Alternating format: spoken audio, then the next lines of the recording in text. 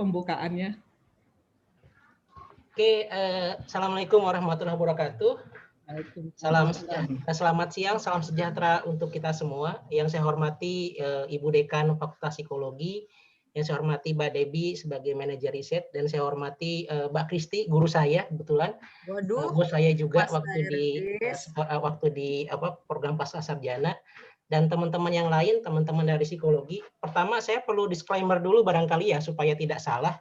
Jadi jangan sampai ekspektasinya tinggi, ternyata saya tidak bisa memberi informasi apapun. Saya kebetulan ini tepatnya karena didorong sama Mbak Debbie ya. Jadi sebetulnya tidak cocok saya di sini gitu. Mungkin tepatnya, mudah-mudahan saya tidak menggurui burung terbang atau bebek berenang ya Mbak Debbie ya, karena ini lebih kepada sharing. Nah kebetulan lebih kepada pengalaman saya, karena kebetulan sejak 2012 sampai tahun ini, kebetulan saya selalu dapat gitu ya, meskipun sebetulnya jabatan fungsional saya itu baru dapat sejak 2 tahun yang lalu, jadi sebetulnya de facto baru tahun ini saya bisa mengajukan sebagai ketua. Tapi kebetulan selama hampir 8 tahun, saya membantu beberapa fakultas untuk meningkatkan jumlah hibahnya dan hanya bisa sebagai anggota. Nah, kalau tahun ini, tadi Mbak Debbie sebetulnya terlalu berlebihan untuk hibah itu ya. Saya kebetulan tahun ini untuk hibah dikti lolosnya cuma 5, Mbak. Tapi hibah internal UI ada 15, jadi totalnya ada 20. Banyak kan? Ya, cuma itu tadi nanti akan saya share gimana caranya supaya kemudian kita bisa perform ya, karena alhamdulillah luarannya bisa terpenuhi ya, meskipun mungkin agak babak belur di administrasi dan sebagainya, tapi intinya kita mungkin lebih kepada sharing, itu yang pertama. Yang kedua, kalau saya boleh izin berpendapat, karena ini namanya workshop, barangkali nanti ada 3 skenario acara kita. Yang pertama mungkin saya akan mengulang penjelasan yang sebetulnya sudah banyak dijelaskan di YouTube maupun di situsnya Risbang DRPM. Yang kedua mungkin ada diskusi dan tanya jawab, dan yang ketiga barangkali ada latihan kali ya, ada latihan submit dan bagaimana kemudian tip dan trik untuk bisa diterima. Sebetulnya di Fakultas Psikologi ini justru kurang tepat kalau saya yang mengisi, karena di sosial humaniora reviewer nasional itu cuma Mbak Kristi se-UI. Kalau reviewer internal yang kemarin pelatihan di Aston ya ada Mbak Debbie ya. Saya malah bukan siapa-siapa gitu. Jadi saya bukan reviewer, bukan jadi sebetulnya Mbak Kristi itu dan Mbak Debbie itu paling paham tuh tentang filosofi dan kegiatan dari Ristek Brin ini. Mas Hervis, sekedar ini menyampaikan, saya udah mengundurkan diri, Mas. Oh iya. Maaf. Baik. Nah, karena ya tadi sebetulnya ada 2 pola reviewer, ada reviewer nasional. Nah, awalnya Mbak Kristi aja dari sosial humaniora, kemudian ada review internal. Review internal itu kan pelatihannya di Aston selama seminggu ya Mbak Debbie ya, kalau saya tidak salah, karena saya sempat lihat fotonya. Nah, Mbak Debbie, apakah boleh saya langsung menunjukkan PowerPoint-nya saja? Karena tadi output dari diskusi kita hari ini, kalau saya boleh saran, ada semacam perspektif baru menyikapi hibah ini gitu ya. Karena kan kita sebetulnya lebih banyak muncul kekhawatiran ada ancaman pidana lah, ribet administrasinya lah. Padahal sebetulnya rasanya sih tidak se ekstrim itu kali ya. Makanya kemudian kalau saya boleh bahas, nanti kita akan sharing bagaimana pembuatan proposalnya, kemudian manajemen pelaksanaan kegiatannya, dan juga pasca kegiatannya selesai. Hal misalnya tentang terkait dengan luaran maupun terkait dengan publikasi yang dijadikan rujukan. Mbak Debbie, boleh saya share, Mbak Debbie? Boleh Pak Kang. Oke, sebentar. Kan share.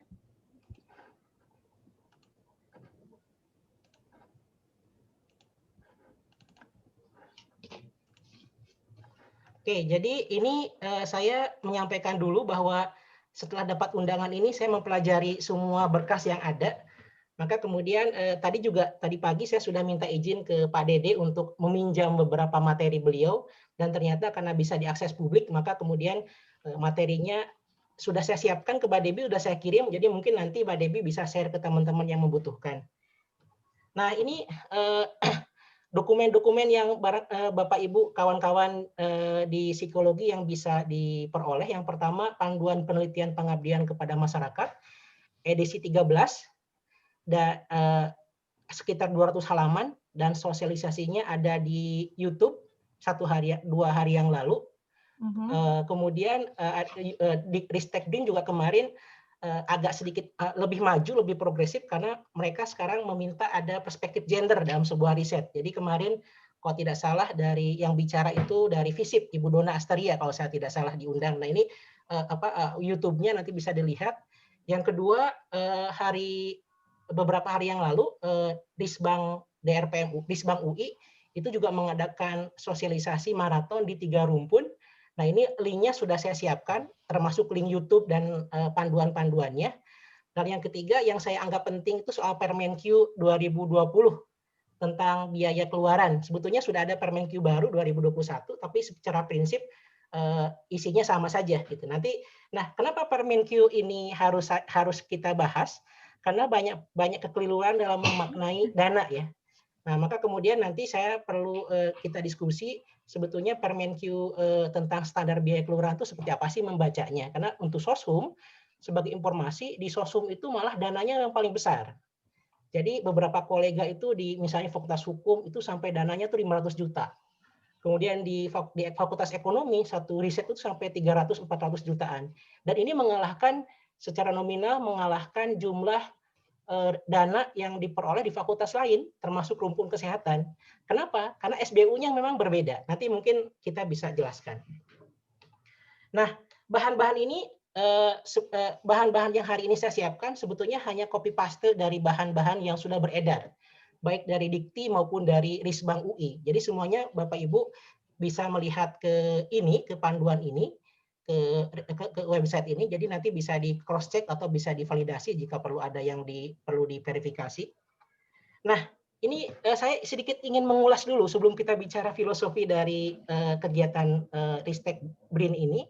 Yang pertama soal syarat pengusulan proposal. Nah, jadi syaratnya sejak tahun kemarin, kalau saya tidak salah, syaratnya lebih lentur. Bukan hanya NIDN, tapi NIDK. Jadi Bapak Ibu di psikologi yang punya NIDK itu sudah secara administratif bisa mengajukan sebagai ketua riset. Itu yang pertama. Nah, kemudian yang kedua, ini harus diajukan melalui Simditapas. Nah, nanti di sesi ketiga kita akan simulasi.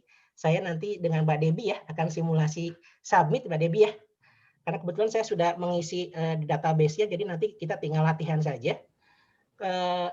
Jadi yang akan menyetujui proposal Bapak Ibu adalah Risbang UI. Nah, bedanya dengan hibah-hibah yang lalu, mulai tahun 2018 sampai sekarang sudah tidak ada lagi permintaan tanda tangan dari dekan, dari ketua LPPM, semua sudah online. Jadi jumlah proposalnya, jumlah kata di proposalnya pun kalau dulu kan bisa puluhan halaman ya. Nah, kalau sekarang dibatasi, totalnya hanya 2.600 kata. Jadi ini bisa dikebut sebetulnya dengan waktu yang cuma sekitar katakanlah sampai tanggal 29 Oktober, ada 1 minggu lagi, menurut pendapat saya ini masih bisa dikejar karena proposalnya hanya 2.600 kata. Kemudian setiap dosen dapat mengusulkan 2. Jadi ini yang standar. 2 itu 1 sebagai ketua atau 1 sebagai anggota. 1 sebagai ketua atau 1 sebagai ketua dan 1 sebagai anggota atau 2 sebagai anggota di setiap riset.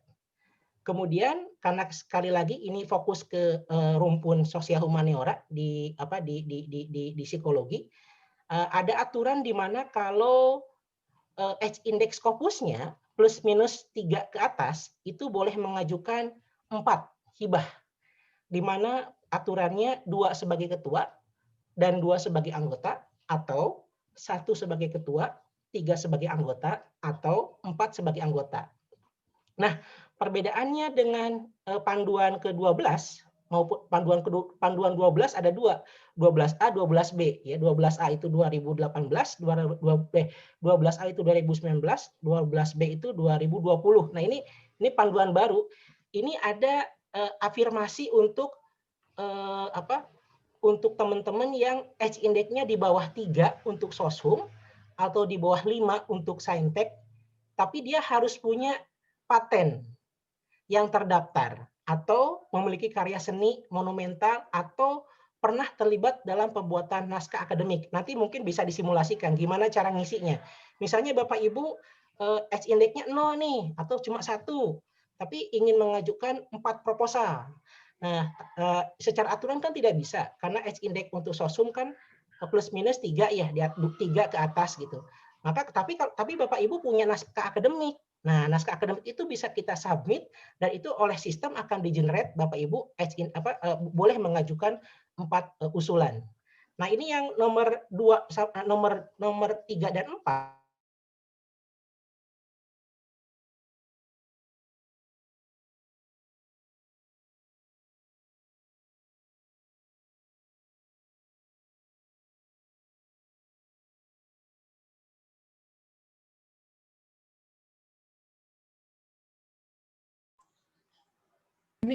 Ini Kang Herdis yang putus atau saya yang putus ya? Mas Herdis suaranya hilang ya?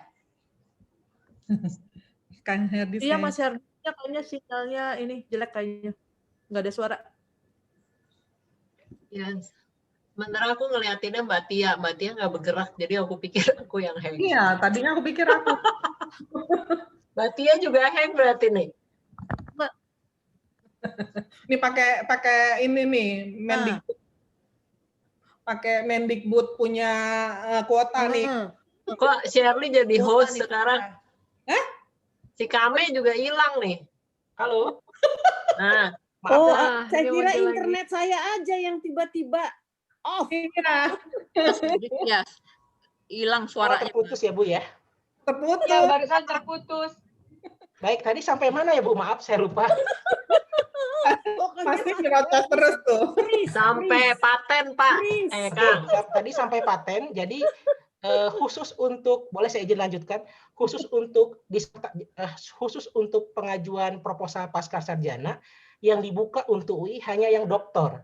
Jadi kalau misalnya Bapak Ibu punya mahasiswa doktor, Bapak Ibu boleh mengajukan maksimal 5, baik sebagai ketua atau anggota. Jadi kalau misalnya Mbak Debbie punya 2 sebagai ketua untuk proposal doktor, 3 sebagai anggota, boleh. Nah, poin 5 ini di luar kuota untuk nomor 3 dan 4. Jadi kalau misalnya, jadi saya membayangkan begini, kalau misalnya Edge Index seseorang di Sosum itu 3, maka dia boleh mengajukan 4 proposal dan 5 proposal doktor. Gitu. Jadi totalnya 9. Itu aturan terbaru di edisi 13 ini. Yang kemudian, nah ini pelaksanaan penelitian yang lalai atau tidak memenuhi target dapat dikenakan sanksi. Nah ini agak harus hati-hati menyikapinya. Karena sanksi yang selama ini ada hanya tidak dilanjutkan hibahnya. Atau di backlist sampai luarnya terpenuhi. Atau disuruh mengembalikan sebagian dana atau disuruh mengembalikan semua dananya. Nah, yang terakhir itu nggak pernah ada. Yang ada adalah tidak dilanjutkan hibah selanjutnya. Dan juga lebih banyak di backlist untuk hibah tahun selanjutnya. Dan juga disuruh mengembalikan dana yang secara administratif keliru. Nah, nanti kita bahas. Yang poin keempat, harus mengembalikan dana 100%. Seingat saya itu tidak ada, kecuali dia mengundurkan diri. Jadi ketika sudah tanda tangan kontrak, tiba-tiba dia mundur, nah itu harus mengembalikan. Di UI ada, terutama di Fakultas Hukum ada beberapa yang sudah granted, sudah ditransfer uangnya, tiba-tiba berubah pikiran, akhirnya dikembalikan. Nah kemudian ada poin ketujuh adalah penugasan. Nah ini sebetulnya kalau di Soshum saya belum tahu apakah ada penugasan, karena biasanya yang penugasan itu lebih dominan untuk saintek dan kedokteran. Jadi penugasan ini otoritas dari Ristek BRIN dan universitas, basisnya siapa yang paling perform risetnya selama ini dan luarannya paling baik, nah itu diberi dana gitu. Jadi namanya granted, jadi penugasan. Nah yang ke-8 mengisi catatan harian dan logbook. Jadi ada POM-nya di Simritabmas, nanti saya bisa sedikit sharing. Nah, kemudian nomor ke-9-nya mendukung program Merdeka Belajar. Ini salah satunya adalah dengan melibatkan banyak mahasiswa. Nanti di simulasi akan saya tunjukkan, karena sebetulnya skemanya tetap sama, bahwa ketua dan anggota peneliti itu tidak boleh dapat honor, tidak boleh dapat gaji. Yang boleh dapat gaji adalah non ketua dan non peneliti, seperti misalnya sekretaris, koordinator, pembantu lapangan. Nah ini nomor 9 tuh fokusnya adalah memaksimalkan mahasiswa terlibat dalam payung riset yang kita lakukan.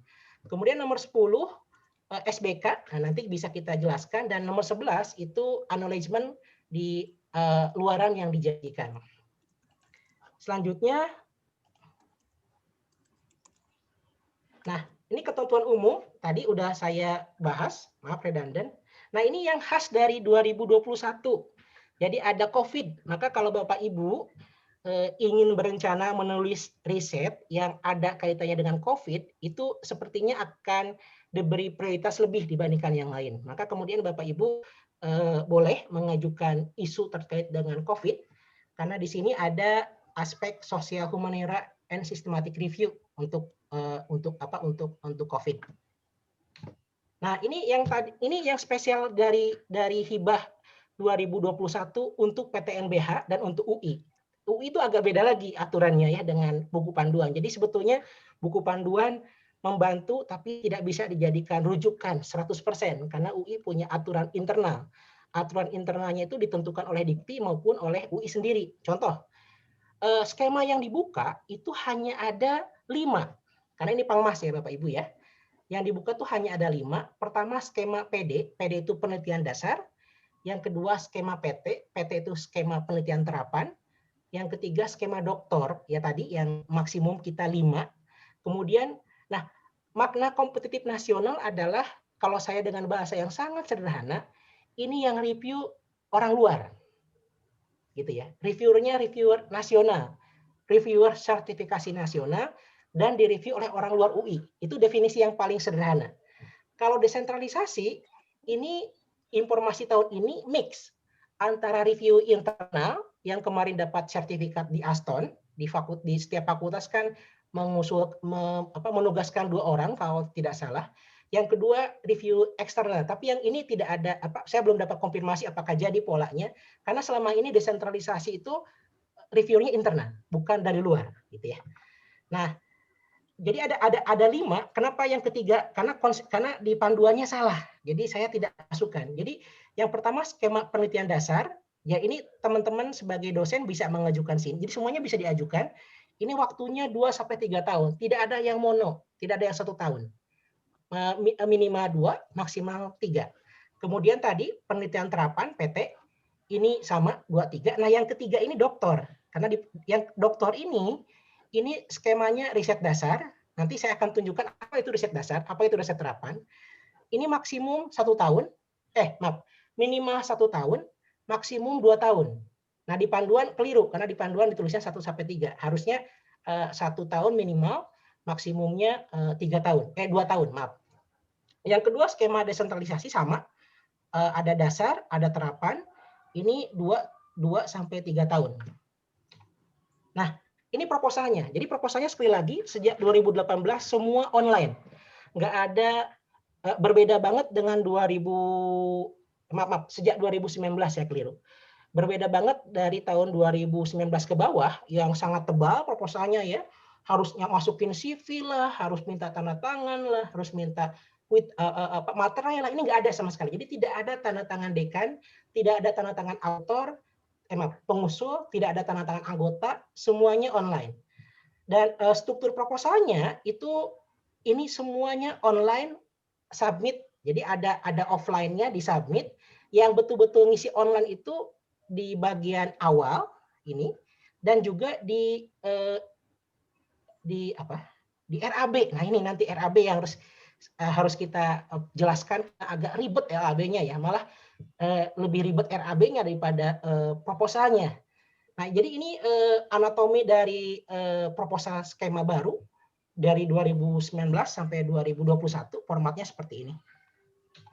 Nah, ringkasan. Nah, tadi seperti yang saya sampaikan, jumlah kata di proposal itu maksimum 2.600 kata. Jadi ini sudah diatur. Di mana ada ringkasan. ringkasan itu 500 kata. Nanti di panduan juga ada. Nanti bisa, ini barangkali ini bisa kita skip, nanti bisa kita elaborasi. Tapi kalau saya boleh jelaskan, 500 kata ini ada latar belakang penelitian, ada tujuan dan tahapan metode penelitian, ada luaran, serta uraian TKT. Saya sudah mengirimkan cara mengukur TKT offline ke Mbak Debbie. Jadi nanti kalau perlu disimulasikan, saya siap mensimulasikan. Kemudian yang kedua, latar belakang. Latar belakang ini isinya latar belakang penelitian. Latar belakang ini maksimum 500 kata. Jadi kita tidak bisa menambah. Kita hanya diberi kuota 500 kata. Sangat efisien. Item-item ini item yang wajib ada.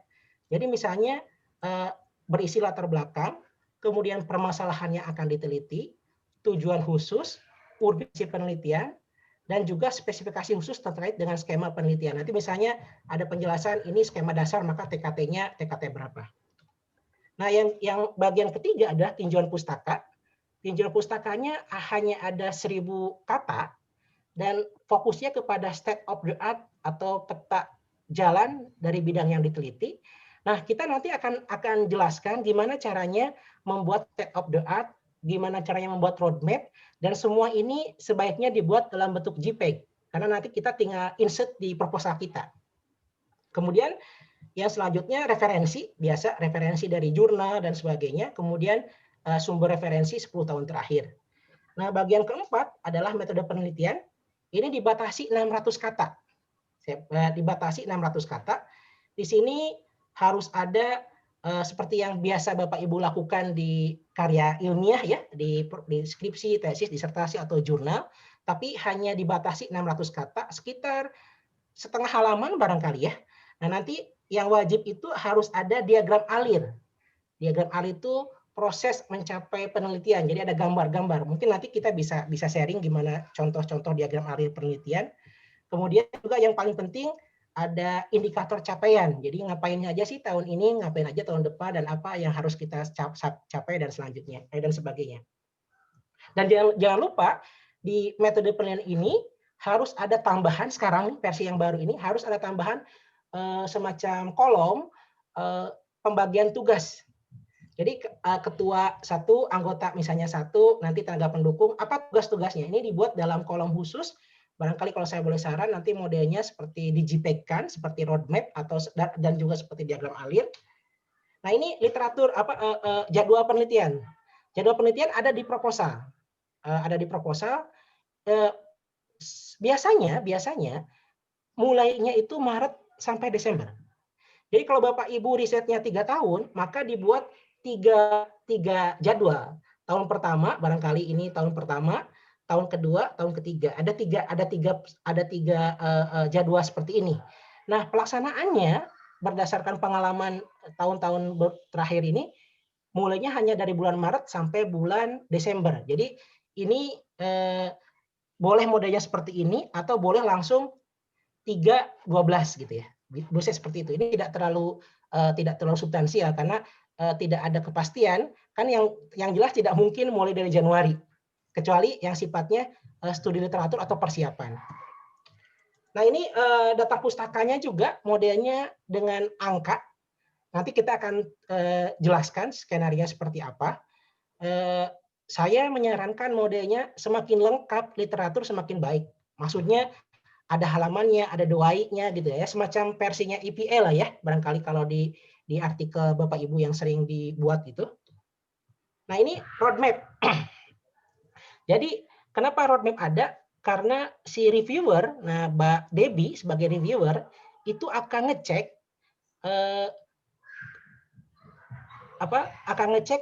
rencana risetnya. Nanti ada contoh, akan ada contoh gimana membuat roadmap yang baik. Tapi yang jelas sebetulnya roadmap itu bicara tentang peta jalan kita masing-masing. Jadi apa yang sudah dilakukan, logikanya kalau saya membayangkan, katakanlah Bapak Ibu ini tahun pertamanya, tahun 2021 adalah tahun pertama riset tema X, tapi kan secara de facto Bapak Ibu kan sudah melakukan riset sebelumnya kan. Katakanlah ini bagian dari skripsinya, ini bagian dari tesisnya, ini bagian dari disertasinya. Maka di bawah tahun 2021 itu roadmap awal tuh. Gitu. 2001 dan pelaksanaan risetnya, katakan Bapak Ibu memilih 2 tahun, berarti kan 2001, 2002. Nah, itu sebagai proses pelaksanaannya, dan kemudian roadmap ini harus menyatakan jangka panjang, semacam mimpi. Oh, 2030 harus ada ini nih, gitu. Nanti ada contohnya. Ini contohnya seperti ini misalnya. Nah, beberapa kalau di pelatihan saya dengar katanya model roadmap-nya begini ya, Mbak Debbie ya. Jadi apa yang sebelum kita lakukan di 2000, katakanlah ini asumsinya 2021. Nah, Bapak Ibu tuh sebelum 2021 sudah ngerjain apa saja sih? Kemudian apa yang akan dilakukan selama penelitiannya? Misalnya kalau 2 tahun berarti kan 2001, 2022. Nah, kemudian setelah mengadakan penelitiannya tahun 2003 sampai 2030 mau ngapain sih? Nah, kayak gitu. Kurang lebih yang diinginkan oleh reviewer dan Ristek Brin itu seperti itu. Ada sebelum kegiatan berupa rekam jejak, ada yang akan kita kerjakan, dan apa yang kita impikan di masa yang akan datang. Nah, karena ini tipe risetnya agak ribet bagi teman-teman yang belum familiar dengan SBU berbasis output, jadi nanti kita akan simulasikan, jangan sampai kita salah kamar. Karena ada 2 pola sebetulnya, dari 5 riset jatah UI, itu cuma ada 2 pola. Yang pertama riset dasar, yang ini. Yang kedua riset terapan. Maka kalau Bapak Ibu memilih riset dasar, ya, tidak boleh ada kalimat menghasilkan produk baru, nggak boleh. Gitu. Kita hanya fokus pada teori. Nanti namanya TKT, nanti kita lihat. Maka kemudian di pengalaman konon katanya, pengalaman para reviewer kemarin itu, risetnya riset dasar, tapi cara merumuskan dan tujuan penelitiannya riset terapan. Jadi riset terapan itu gini, mengaplikasikan kebijakan. Nah, itu salah kamar tuh, karena riset dasar itu lebih kepada formulasi teori sebenarnya. Dia tidak sampai ke menerapkan. Nah, ini yang akan kita akan kita diskusikan di tahap ketiga nanti di acara ini. Nah, ini saya sudah mengirimkan juga TKT ke Mbak Debbie untuk latihan, karena nanti sebetulnya Bapak Ibu akan agak repot di awal saja untuk mengisi kelengkapan administrasi. Jadi kalau riset dasar itu tadi ya, yang kompetitif yang kompetitif itu hanya ada 1 riset dasar, ada 2 maaf. Pertama riset penelitian dasar, yang kedua penelitian disertasi.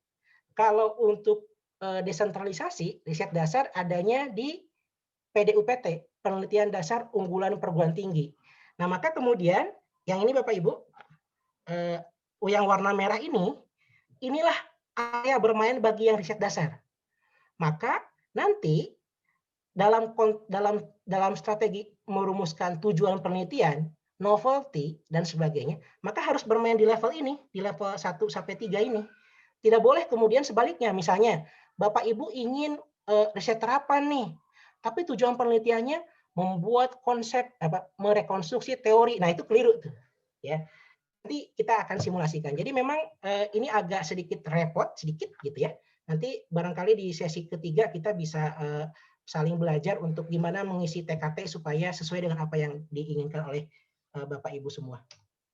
Nah, ini yang agak perlu berhati-hati juga, karena kita pakai namanya standar biaya masukan. Nah, yang terbaru ini yang nomor 112 untuk tahun 2021. Nanti saya sudah siapkan, nanti akan saya tunjukkan juga. Basisnya sebenarnya begini Bapak Ibu. Bapak Ibu, basisnya adalah berbasis lokus penelitian. Kalau saya boleh sederhanakan. Kalau Bapak Ibu hanya ingin studi pustaka saja, maka ada pagu maksimumnya. Kalau Bapak Ibu hanya ingin 1 kota, ada pagu maksimumnya. Kalau Bapak Ibu ingin keluar negeri, ada pagu maksimumnya. Nah, ini teman-teman terutama di Sosum mungkin karena kesibukan itu tidak sempat membuka ini gitu ya, sehingga kemudian tidak sesuai dengan apa yang diajukan dengan apa yang diinginkan. Nah, kita akan lihat. Nah, yang selanjutnya juga ada Permen Ristek Dikti 2019 soal BOPTN. Nah, ini nanti kita akan bahas di slide selanjutnya. Nah, ini saya mau nunjukin juga teman-teman tentang SBK riset. Nah, ini. Di proposal, di PowerPoint sudah saya sampaikan, PowerPoint di cover pertama, di cover ini. Jadi Bapak Ibu mohon melihat terutama halaman 9, 10, dan penjelasannya pada halaman 15 sampai 24 ya. Ini yang perlu nah saya mau menunjukkan contohnya. Jadi Bapak Ibu cukup buka ini saja, tidak usah buka yang lain karena banyak banget peraturan tapi sebetulnya sama. Nah, ini Bapak Ibu. Tapi sebenarnya sebelum membaca ini, mungkin saya boleh menunjukkan definisi riset dasar berdasarkan panduan. Sebentar. Nah, ini. Oke. Jadi ini agak kebalik gitu ya. Jadi angkanya dulu baru penjelasannya dulu. Kita abaikan dulu sub output publikasi karena di UI itu rasanya nggak ada yang dapat publikasi ya. Jadi begini, kalau Bapak Ibu di tahun pertama menjanjikan jurnal sebagai luaran wajib, kemudian Bapak Ibu sebelum tutup tahun itu sudah publish jurnalnya atau sudah accepted, dan Bapak Ibu menjanjikan luaran tambahan, katakanlah luaran tambahannya 1 tahun itu buku. Nah, maka Bapak Ibu yang buku ini dapat fee dari negara gitu. Dapat insentif. Nah, tapi di UI itu kayaknya nggak pernah dipakai tuh. Jadi saya abaikan dulu ini, nanti mungkin kita bisa diskusi. Nah, ini barangkali yang perlu dibahas, standar biaya keluaran dasar riset, karena untuk riset dasar sama riset terapan hanya beda konsep sedikit aja asumsi modelnya. Nah, misalnya begini, kita hanya melihat fokus yang poin soshum. Nah, ini. Nurul juga sama sih, karena ini juga applicable ke Nurul. Oke, misalnya Bapak Ibu penelitiannya hanya ingin case study, hanya ingin literatur review, ya, hanya ingin literatur review. Nah, ini definisinya. Hanya ini definisinya. Satu, ini ada vagu maksimumnya. Satu, yang kedua, dan di sistem udah dikunci. Jadi kalau Bapak Ibu klik case study dalam negeri, maka vagu maksimumnya sekian. Nah, gitu. Yang kedua, Bapak Ibu ingin case study tapi luar negeri, sama juga sudah dikunci sama sistem. Vagu maksimumnya sekian X. Nah ini yang mungkin barang yang lebih banyak dipakai oleh teman-teman soshum karena jarang sekali di soshum yang pendekatannya pure case study. Yang banyak dipakai adalah yang bagian L sampai M. Mari kita baca sebentar.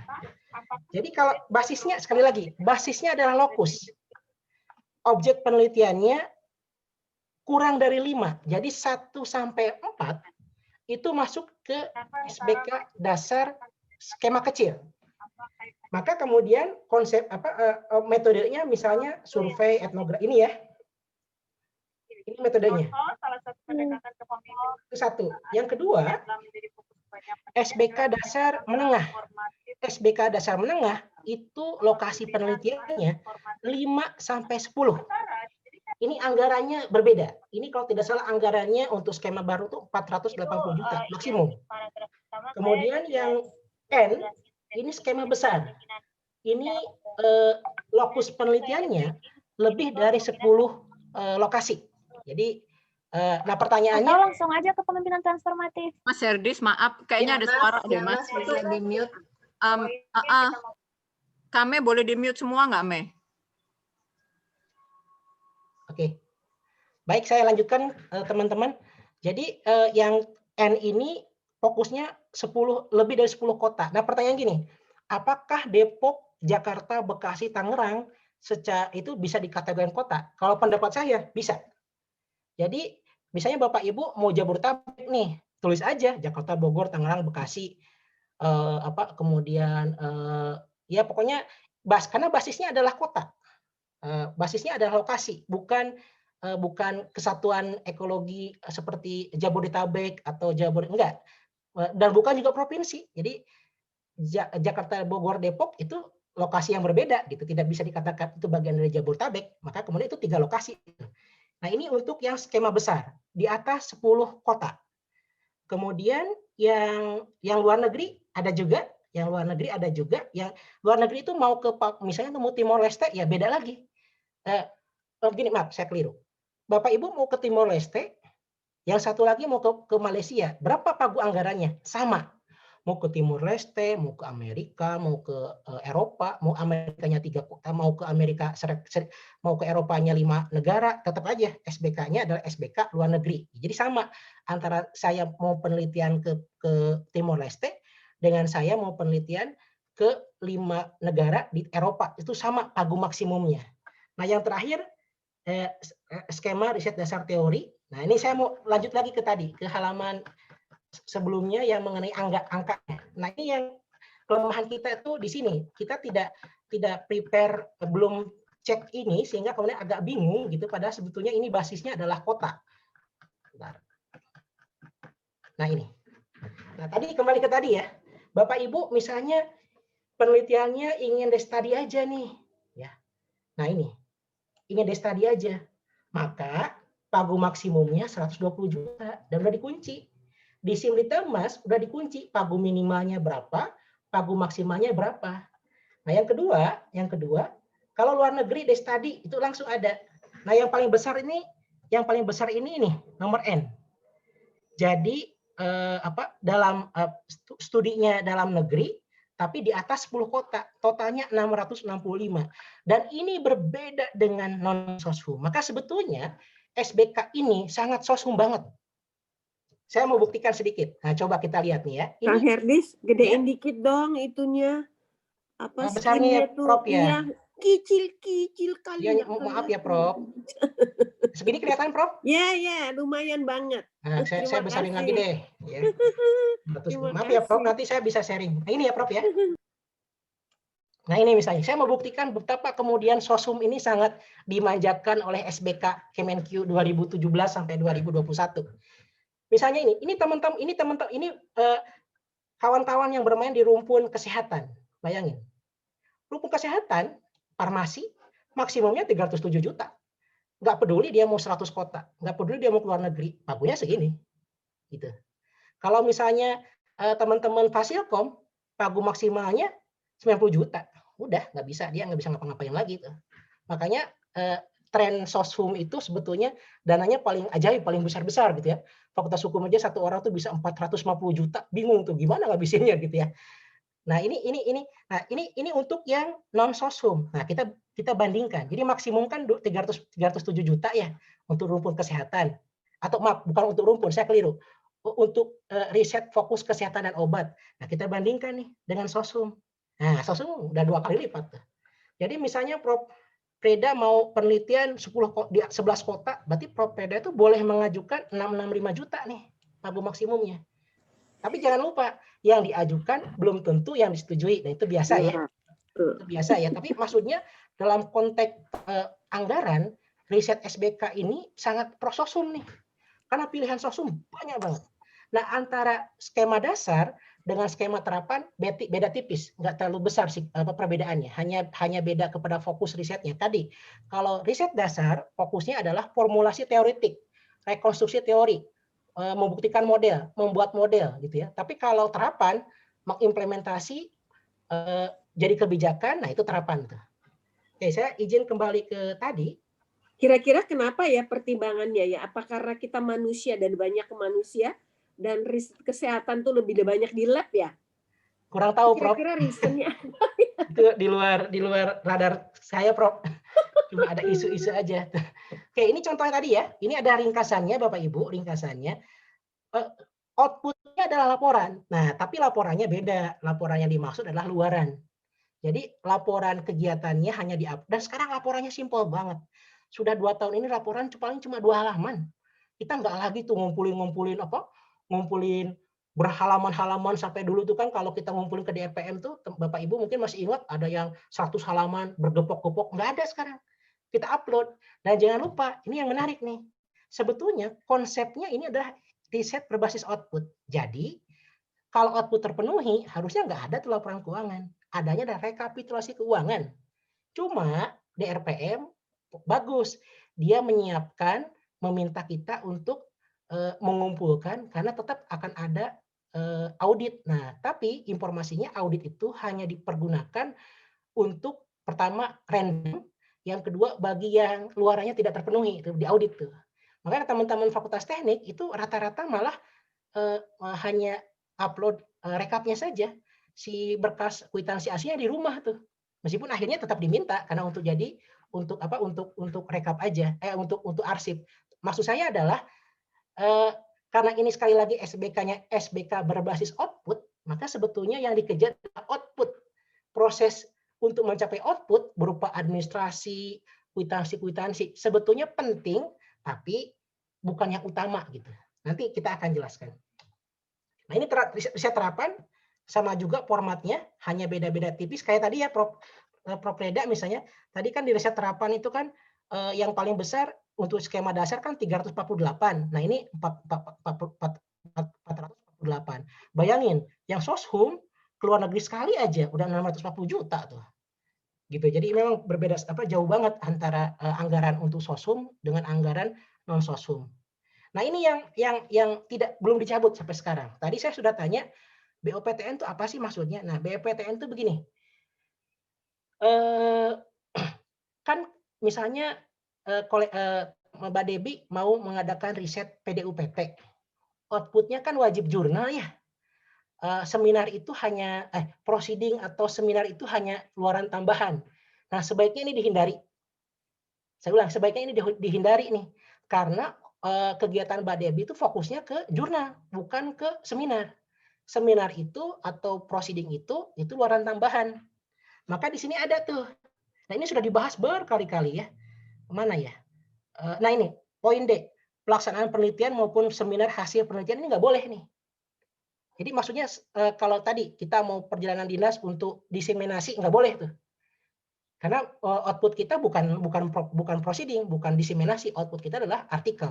Oke, ini nanti kita bisa di sesi kedua bisa kita tanya jawab. Kalau ada yang bisa saya jawab akan saya jawab. Kalau yang tidak nanti bisa saya tanya ke yang lebih mengerti. Nah ini komponennya. Nah ini dia komponen ini udah dikunci Bapak Ibu sayangnya ya. Di Simlitabmas sudah dikunci nih. Jadi item-itemnya cuma ini aja. Cuma ada bahan tuh ATK, bahan penelitian, barang persediaan. FGD pengumpulan data ada FGD, ada ini. Nah, nanti gimana caranya lah? Kok di sini nggak ada ininya, nggak ada pembuatan instrumen? Nah, nanti kita bisa buatkan di narasinya. Karena di sini itu ada komponen belanja, ada deskripsi. Nah, deskripsi itu yang bisa kita mainkan. Map yang bisa kita modifikasi, sorry. Nah, jadi yang dipatok oleh sistem di Simlitabmas ada 2 nih. Biaya pelaksanaan ada 5 kalau nggak salah. Kemudian komponen belanja. Nah, Bapak Ibu jangan sampai salah ininya ya. Mengisinya. Misalnya ATK bukan orang per jam. Bahan penelitian harus unit. Jangan kebalik-balik nih. ATK orang per jam. Itu kan tandanya kita mungkin ketelingsut gitu ya. Jadi nanti saya akan sarankan yang paling baik itu caranya adalah kita selesaikan dulu RAB-nya nih kalau proposal mah sambil jalan ya. Nah, ini item-itemnya di sesi ketiga akan kita simulasikan. Kemudian jadi maaf, ada bahan, ada pengumpulan data, ada sewa peralatan, ada analisis data, ada pelaporan. Jadi cuma 5 komponen biaya yang bisa dikeluarkan. Makanya isinya lebih banyak biaya-biaya tuh. Biaya transport, biaya macam-macam. Oke, ini untuk RAB. Kemudian yang selanjutnya adalah, nah ini. Terus kalau gitu kita dapat apa dong? Nah, kalau teman-teman ketua maupun anggota nggak dapat apa-apa. Pak, kalau gimana kalau kita ke lapangan? Kita hanya dapat uang transport dan uang saku. Boleh nggak kita yang membuat instrumen? Nggak boleh. Aneh kan? Yang ngerti temanya ya kita, masa kita ya terpaksa kita harus membuat skenario tuh yang mengerjakannya katakanlah si X. Jadi ada administrasi, request untuk mengolah data, request untuk membuat instrumen dan sebagainya. Nanti di simulasi akan saya coba jelaskan. Nah, de facto hanya ini yang bisa dihonorkan. Membantu peneliti. Nah, kemudian 91 sampai 9.3 itu boleh tim kita, jadi mahasiswa kita. Makanya ini kampus merdeka konsepnya. Jadi nggak ada batasan. Jadi Bapak Ibu boleh tuh 10 orang masukin aja sebagai anggota. Bukan. Jadi definisi anggota itu adalah orang-orang yang punya NIDN dan NIDK. Yang tidak punya NIDN itu tenaga pendukung. Nah, nanti bisa diinput di sistem. Jadi diinput di sistem ada skenario-nya. Dia harus mengisi, kita sebagai ketua harus mengisi NIDK, alamat email, nomor handphone dan sebagainya. Nanti di sesi ketiga kita coba simulasikan. Nah, jadi Bapak Ibu hanya ada 6 komponen honor. Ya, pembantu, koordinator, sekretariat, pengolah data, petugas survei dan pembantu lapangan. Jadi hanya ini, dan ini harus, nah ini yang kemudian yang diaudit oleh BPK lebih banyak di sini. Kalau misalnya Bapak Ibu ada item pembuatan instrumen, kan nggak ada SBU-nya, 5 juta itu nggak masalah malah. Tapi ketika Bapak Ibu menulis koordinator peneliti, orang per bulan, 1 bulannya 420.000, Bapak Ibu meng-SPJ-kan dia 6 juta, nah itu temuan tuh. Kasus kemarin itu yang dibalikin, tapi kan kalau temuan itu kan dibalikin, bukan disanksi pidana atau dipermalukan, hanya dibalikin. Jadi sebetulnya salah-salah dikit ya wajar lah manusia ya. Tapi maksud saya adalah ini. Kemudian, nah yang unik di sini, bukan unik, yang udah lama ini adalah pengolah data. Nah kalau misalnya Bapak Ibu mengolah hasil survei, mengolah data itu cuma 1.540.000. Maaf, mana tadi ya? Nah, cuma 1.540.000 harganya. Kalau saya atur skenarionya. Saya aturnya begini. Misalnya saya punya instrumen wawancara mendalam. Nah, saya atur tuh wawancara mendalam dan FGD misalnya. Nah, maka kemudian supaya tidak melanggar aturan, saya buat item-item misalnya olah data wawancara mendalam tahap 1, olah data wawancara mendalam tahap 2. Kemudian olah data wawancara FGD tahap 1. Tinggal kita justifikasi aja sebenarnya. Nah, cuma masalahnya bukan kita yang dapat honor, orang lain. Jadi di sini saatnya kita melibatkan orang-orang berbagi rezeki untuk mahasiswa dan sebagainya gitu ya. Nah, yang kedua yang harus dipahami juga adalah petugas survei. Jadi ini definisinya adalah berapa sih harga satu kuesioner? Nah, ini yang tragis. Sejak tahun 2015 satu kuesioner atau satu responden atau satu surveyor untuk satu kuesioner itu dibayar cuma 8.000. Barangkali di teman psikologi udah terbiasa ya 50.000, 100.000. Nah ini cuma 8.000. Nah gimana solusinya? Nanti di simulasi RAB akan saya jelaskan. Ada simulasi yang insya Allah tidak melanggar aturan, surveyor juga happy, kita juga nggak pusing gitu ya. Karena tadi kalau 8.000 rasanya mustahil ya, ada surveyor yang mau dibayar 8.000 per kuesioner.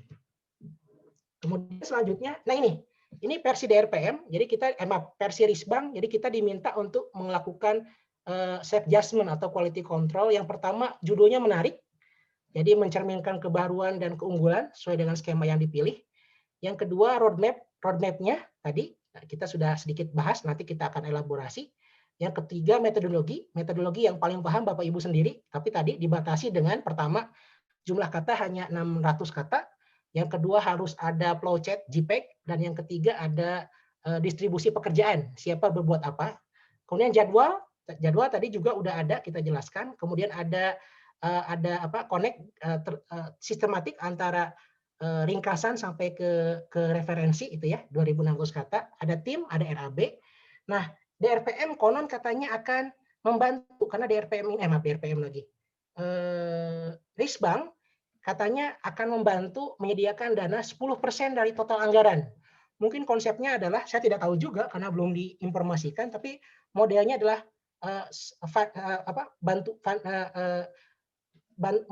modelnya adalah 10% dari total anggaran yang disetujui itu harus disupport sama Risbang. Itu informasi terakhir yang didengar, tapi belum jelas gimana teknisnya. Nah ini yang disarankan oleh Dikti.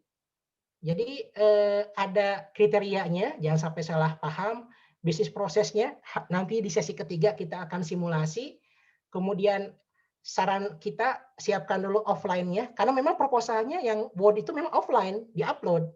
Nah RAB juga sebenarnya offline, tapi manual satu persatu. Nah RAB ini yang paling melelahkan gitu ya. Kemudian ada TKT, roadmap, mitra nggak terlalu perlu ya, jadi Bapak Ibu ada mitra syukur, nggak ada juga nggak apa-apa. Kemudian kriteria penilaian, ada safe review, nanti safe review akan saya berikan contohnya. Nah ini isu krusialnya, dan ini spesifik UI ya. Yang pertama, di buku panduan, penelitian dasar itu, di buku panduan, outputnya itu boleh milih. Boleh proceeding 3, boleh book chapter, boleh buku ISBN, boleh jurnal. Jadi sebetulnya di kampus lain, non-PTNBH, orang yang memilih PDUPT itu boleh proceeding 3. Nah kita di UI nggak boleh. Khusus untuk PDUPT dan penelitian dasar, PDUPT ingat ya, PDUPT itu desentralisasi, pendidikan dasar kompetitif nasional. Itu kita diminta minimum Q3. Nah, ada pertanyaan, Pak, kalau proposal hibah doktor di mana? Nah, Pak Dede bilangnya Q3, tapi sebetulnya aturannya yang penting Scopus, jadi Q4 juga nggak masalah. Itu yang pertama. Yang kedua, proposal ongoing. Kan Bapak Ibu ada ya yang ongoing ya, yang tahun kemarin lolos, tahun depan, tahun kedua atau tahun ketiganya. Nah, sekarang di bawah kepemimpinan Prof. Heri, karena Prof. Heri Hermansyah itu di Risbang di DRPM-nya Dikti, beliau sekarang kan sebagai PLT. Nah, beliau buat peraturan baru tuh. Yang pertama, untuk ongoing tidak submit proposal karena akan otomatis. Jadi misalnya Bapak Ibu tahun ini tahun 2020 itu pelaksanaan tahun pertama. Nah, tahun 2021 pelaksanaan tahun kedua. Biasa kita submit ulang tuh proposalnya ya. Kalau ini enggak. Itu by system tuh. Dari mana? Dari luaran. Kalau luarannya nggak terpenuhi, langsung di-cut. Apa definisi terpenuhi? Sesuai dengan janji. Kalau janji kita tahun pertama adalah submit, maka harus ada bukti submit. Kalau tahun pertama kita ada accepted, harus punya accepted. Dari situ aja reviewer akan ngecek tuh. Oh, kalau dia nggak ada luarannya, yang dijanjikan tidak terpenuhi, ya udah di-cut. Nah, selesai tuh. Jadi kita tiba-tiba si X yang tahun 2020 hibah tahun pertama yang harusnya ada tahun kedua 2021 dan tahun ketiga 2022 tiba-tiba di stop di 2020 saja dapat dananya ya. Yang ketiga TKT. Nah, ini teman-teman Soshum biasanya agak bingung dengan TKT. Makanya nanti ada simulasi mengisi TKT di Simulitamas kalau perlu. Itu tergantung rencana masing-masing. Kalau pendapat saya ya. Kalau Bapak Ibu rencana risetnya hanya menghasilkan sebuah model, maka itu harus di-cut hanya sampai TKT 3 alias riset dasar. Tapi kalau Bapak Ibu punya visi ingin ingin menjadi sebuah kebijakan, itu harus TKT 4 sampai 6. Berarti itu TKT-nya TKT terapan. Maka dalam formulasi merumuskan tujuan penelitian, merumuskan state of the art harus ditunjukkan bahwa ini riset dasar. Pemilihan kata ini yang oleh teman-teman reviewer dianggap salah kamar. Katanya dia katanya milih riset dasar, tapi kok tujuan penelitiannya mengaplikasikan kebijakan yang optimum. Nah, itu udah keliru tuh. Gitu ya. Nanti mungkin Mbak Debbie bisa sedikit sharing sebagai reviewer internal. Kemudian yang keempat, submit mepet. Nah, karena ini rekor nih kalau betul ya, karena pengalaman sependek ingatan saya udah 5 tahun tuh nggak pernah dikti tepat waktu, molor dan molor. Nah, sekarang katanya tanggal 29 Oktober terakhir dan tidak ada perpanjangan katanya. Jadi kita pakai skenario katanya tidak ada perpanjangan, maka saran saya Bapak Ibu harus membuat dari sekarang. Membuat dari sekarang dengan cara ya siapkan RAB-nya dan sebagainya. Jadi hindari waktu mepet. Karena bayangkan, ada pas hari-hari terakhir, nanti tanggal 29, ada puluhan ribu orang yang akses. Sistemnya down. Nggak bisa ngapa-ngapain. Nah, biasanya nih modusnya nih, diperpanjang seminggu biasanya. Gitu ya. Tapi nanti kita lihat apakah ada perpanjangan atau tidak. Yang kedua, kalau saya boleh saran, di samping hindari submit mepet, isi datanya dulu. Nah, nanti di simulasi bagian ketiga, kita akan latihan isi data. Karena mudah Bapak Ibu ya. Nggak ribet kok. Sangat mudah. Selama jaringan internetnya bagus. Atau selama internetnya stabil. Dan di sananya benar gitu ya. Kemudian, nah ini, submit paper. Maaf, saya keliru ya. Bukan submit paper. Submit proposal sesuai dengan template. Jadi ada template-nya. Template-nya tuh ada warna, ada kurung buka, kurung tutup. Nah, kita ngerjain dari situ. Nanti kita jelaskan. Kemudian yang terakhir, self judgment dan quality control internal. Jadi kita yang sebelum orang lain menilai, sebelum reviewer menilai, saya menyarankan kita membaca dulu sesuai ada masalah nggak 2.600 kata tersebut. Nah, yang terakhir, ini yang akan kita simulasikan di sesi ketiga. Saya untuk sesi pertama ini saya kembalikan ke Mbak Moderator, Mbak Debbie. Monggo Mbak Debbie. Sudah ya, Kang? Sudah, Mbak Debbie. Baik, terima kasih Kang Herdi sudah semangat banget ini. Mudah-mudahan kita juga semangat ya untuk mengerjakan ini pekerjaan yang sebetulnya gampang ya, Kang. Waktu ngerjain rencananya mungkin gampang, tetapi waktu melaksanakannya mungkin agak sulit gitu. Ada pertanyaan Bapak Ibu, ada Bapaknya ya? Bang Hamdi masih ada kan? Ada pertanyaan sehubungan dengan presentasi yang tadi sebelum kita latihan. Kita habis ini latihan ya, Kang? Ya, boleh, Mbak. Ya. Setidaknya masuk ke sistem dulu gitu. Aku mau Silakan, nanya dong, ya. ya Mas Herdis, cuman mau konfirmasi aja, berarti yang tahun ini informasi yang di panduan itu yang ada magister tesis, kalau untuk dosen UI nggak bisa ya? Ada Padahal hanya aku 5, tadinya Mbak. gimana? Sorry Mas. Hanya 5 Ya, makanya, tipe riset ya. Maksudnya waktu di panduan kan kayaknya macam-macam tuh, Ah. tapi ternyata kalau dosen UI, padahal di panduan nggak ditulis ya, dosen UI nggak boleh gitu. Iya. Maaf, Mbak Ya Sari, udah kalau gitu. tepatnya mungkin Kenapa? kampus-kampus yang di PTNBH yang 5 itu. Nah, tapi sebetulnya Oh informasi iya. beda treatmentnya. Misalnya di UI itu mintanya Q3, di kampus lain PTNBH bisa Q4 kayak gitu loh Mbak Sherly. Oh iya, itu bedanya per kampus, tapi secara umum PTNBH cuma bisa apply kalau riset 5 skema yang tadi gitu kan ya Mas ya maksudnya? Betul. Ya, oke. Ya udah nggak apa-apa Mas. Makasih. Ya, Mbak. Saya boleh tanya, Enggak, Prof. Mas Hafiz, itu tadi agak bingung saya mengenai yang riset dasar dan riset terapan. Kalau misalnya mau membuat model, tapi kemudian di tahun keduanya model ini mau dicoba misalnya diaplikasikan untuk kepentingan nanti untuk bisa digunakan gitu ya oleh satu instansi tertentu gitu, itu masuknya jadi apa Mas? Riset dasar atau riset terapan ya? Kalau pendapat saya, mungkin nanti Mbak Debbie bisa koreksi, itu riset terapan, Prof. Karena di proposal sudah ditegaskan akan mengaplikasikan. Oh gitu ya. Jadi, pendapat saya, Prof ya. Dan riset terapan itu output-nya bukan jurnal. Output-nya itu buku ber-ISBN dan berhaki. Jadi beda. Makanya sekarang ada tren orang-orang memilih riset terapan karena lebih mudah. Karena buku itu yang beri-ISBN dan berhak itu mudah. Ketika Prof sudah jadi ISBN datang ke DSTPI langsung, ke Pak Gamal itu langsung 1 bulan keluar hakinya. Ya. Iya betul. Bagian memang misalnya tujuannya memang untuk bisa diaplikasikan gitu kan ya, Betul, karena untuk disumbangkan kepada pihak tertentu yang memerlukan gitu kan. Jadi betul. itu terapan ya kita ya. Pendapat saya, tapi mungkin Mbak Debbie boleh berkoreksi kalau boleh mengkoreksi saya kalau keliru Mbak Debbie. Ya, baik, makasih Mas Hafiz. Saya kurang paham juga ini soal riset dasar dan riset terapan ini, Mbak. Jadi kalau riset dasar itu kemarin ini ada kasus di mana ada proposal yang saya review itu dia itu masuk ke skema PT UPT. Jadi terapan, riset terapan harusnya kan TKT-nya 4 sampai 6. Dan luarannya itu bukan artikel jurnal gitu.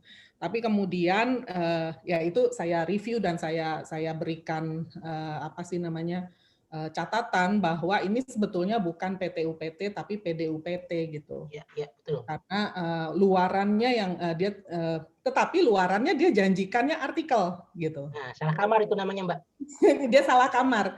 Nah, tapi kemudian yang saya tahu itu didanai dengan skema PT-UPT yang dia pilih. Mungkin akhirnya luarannya yang diubah ya, diubah. Baik, ya, makasih. Kemudian sedikit lagi, apakah itu dilakukan dalam 2 tahun berturutan? Jadi yang pertama adalah untuk modelnya dulu, tahun yang keduanya adalah untuk aplikasinya, terapannya. Atau Betul, itu boleh dilakukan dalam 1 tahun? Kalau makanya kembali ke roadmap sama flowchart yang dibuat oleh Prof sendiri. Kalau Prof misalnya merencanakan ini 2 kegiatan, 2 tahun, maka seyogianya tahun pertama sesuai dengan yang direncanakan, katakanlah membuat formulasi model, kemudian tahun kedua membuat modelnya itu sendiri gitu atau aplikasi model. Tapi begini Prof, kita misalnya memilih riset. Nah ini kita mulai bicara soal kasus per kasus. Misalnya kita memilih riset besar di atas 10 kota. Pagungnya kan 640 juta lebih ya. Ternyata yang disepakati konsepnya tetap, skemanya tetap riset dasar, skemanya tetap riset dasar besar, tapi dana yang setuju cuma 100 juta. Misalnya ya. Nah, apa yang kita lakukan? Kita boleh kok dari 11 kota cuma jadi 1 kota, 2 kota, nggak masalah.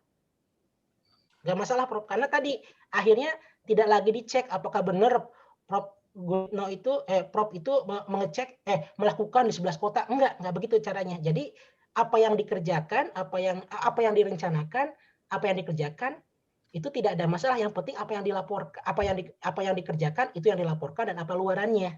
Karena di Sidikti maupun si BPK nggak peduli, Prof. Jadinya berapa kota nggak peduli itu, karena dananya juga nggak sesuai. Dipotong, ya Iya. betul. Maka kemudian, kembali ke kasus tadi, nah kalau gitu RAB-nya gimana? Nah ini RAB-nya agak harus hati-hati. Kalau pendapat saya, mungkin saya keliru, kalau kami menganggap RAB itu apa yang kita ajukan boleh berbeda dengan apa yang kita kerjakan. Yang penting yang kita kerjakan itu yang kita laporkan. Misal, di RAB awal kita merencanakan 10 kota nih. Realisasinya cuma 2 kota. Maka yang kita kerjakan 2 kota, RAB-nya menyesuaikan. Karena ini tidak melihat satu kesatuan, RAB yang diajukan harus persis sama dengan apa yang dikerjakan dan dilaporkan. Terputus nih, apa yang kita ajukan dengan apa yang kita kerjakan dan kita laporkan itu boleh terputus, Prof. Realnya adalah yang kita laporkan. Bukti otentiknya itu. Gitu. Itu, Prof. Pendapat saya. Ya, makasih. Kang, mungkin saya paham maksudnya Mbak Gurit ini mengenai kalau misalnya kita pilih TKT nih kan riset dasar itu TKT 1 sampai 3, riset terapan itu TKT 4 sampai 6 gitu kan. Terus kemudian kita mau mengajukan PT-UPT karena TKT kita sampai 6 misalnya gitu kan. Nah, cuman untuk mencapai 6 ini di roadmap-nya itu pada tahun pertama kita mau TKT 3 dulu gitu. Berarti itu kan riset dasar. Sementara kita pilihnya PT UPT. Boleh nggak kayak gitu, Kang? Pengalamannya ya baik. Ya, ini pernah kami alami juga, Mbak, tahun 2018 ketika semua orang boleh memilih skema. Boleh merubah skema ongoing. Jadi misalnya tahun 2021 itu risetnya riset dasar, kemudian 2022 itu menjadi riset terapan. Tapi faktanya nggak semudah itu. Selama yang saya ingat hanya 1 kali bisa berubah by system. Sisanya otomatis. Kalau tahun ini dasar ya tahun depan juga dasar. Makanya kemudian skenario begini, Prof. Kalau pendapat saya ya, kecuali sistemnya udah diperbaiki dulu. Kayak tadi, tahun pertama PDUPT, Prof. Karena pertanyaan penelitiannya PDUPT. Tahun kedua PT-UPT nih, karena ingin aplikasi teori. Kalau secara sistem diperbolehkan, boleh gitu. Tapi faktanya lebih banyak tidak bisa gitu. Sehingga skenarionya kalau misalnya katakanlah sistemnya menutup untuk merubah pola atau skema, di tahun pertama meskipun Prof mengerjakan riset dasar, tapi outputnya tetap harus buku, ber-ISBN dan berhaki. Gitu, Prof. Jadi cuma sekali sepengetahuan saya orang boleh memilih dari sistem dibuka. Kalau kita udah berkirim email nih, saya pengen merubah skema riset dari dasar ke PT-UPT. Nah, nggak dirubah juga, Prof. Mungkin nggak tahu ya karena sistemnya atau karena orang-orang di diktinya seperti apa. Maka tadi kalau dengan skenario yang selama ini ada, ya tetap PT-UPT meskipun tahun pertama dasar ya output Prof ya menyesuaikan dengan PT-UPT. Buku pertama mungkin judulnya buku konsep awal. Nah, gitu, Prof. Jadi judulnya mungkin model A, nah, gitu ya. Di ISBN kan dihakikan. Nah, itu dianggap sebagai luaran penelitian terapan tuh, Prof. Dan si jurnal itu jadi luaran tambahan. Ya secara SBK kalau Prof di tahun pertama bukunya udah keluar ISBN dan hakinya, kewajiban Prof udah gugur, dan katakan Prof bisa menghasilkan book chapter atau proceeding atau jurnal, itu harusnya dibayar sama negara tuh. Tapi lagi-lagi di UI nggak begitu polanya. Ya. Lebih banyak yang nggak dibayar gitu, si luaran tambahan tersebut. Baik. Gitu, Prof. Pak. Makasih. Ada pertanyaan lain? Kalau nggak ada kita latihan langsung deh, Kang. Boleh. Tapi benar nih Mbak, nggak ada pertanyaan. Kan banyak yang galau katanya. Mungkin pada saat ini, pada saat latihan ketahuan banyak. Berhubung mau ngerjain jadi nggak ngerti mau nanya apa. Oke, mungkin saya akan share format dulu kali ya Mbak ya. Ya boleh. Saya akan share format. Sebentar. Format paper. Maaf, saya close dulu. Format paper.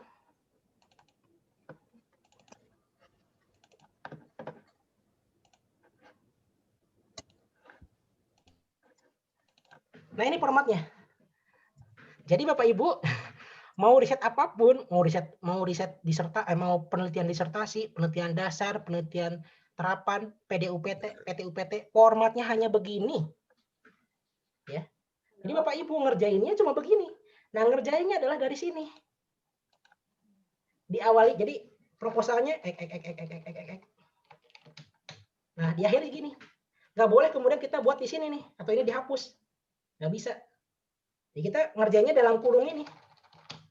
Ketika ada gambar, kita tinggal insert gambarnya seperti apa gitu. Nah, maka kemudian ini template yang Bapak Ibu harus ikutin karena ini otomatis di sistem, yang keluar nanti begini juga. Nah, tadi saya sampaikan, nah ini ada setiap item itu ada penjelasannya. Yang tadi di PowerPoint yang tadi sudah ditampilkan ada penjelasannya.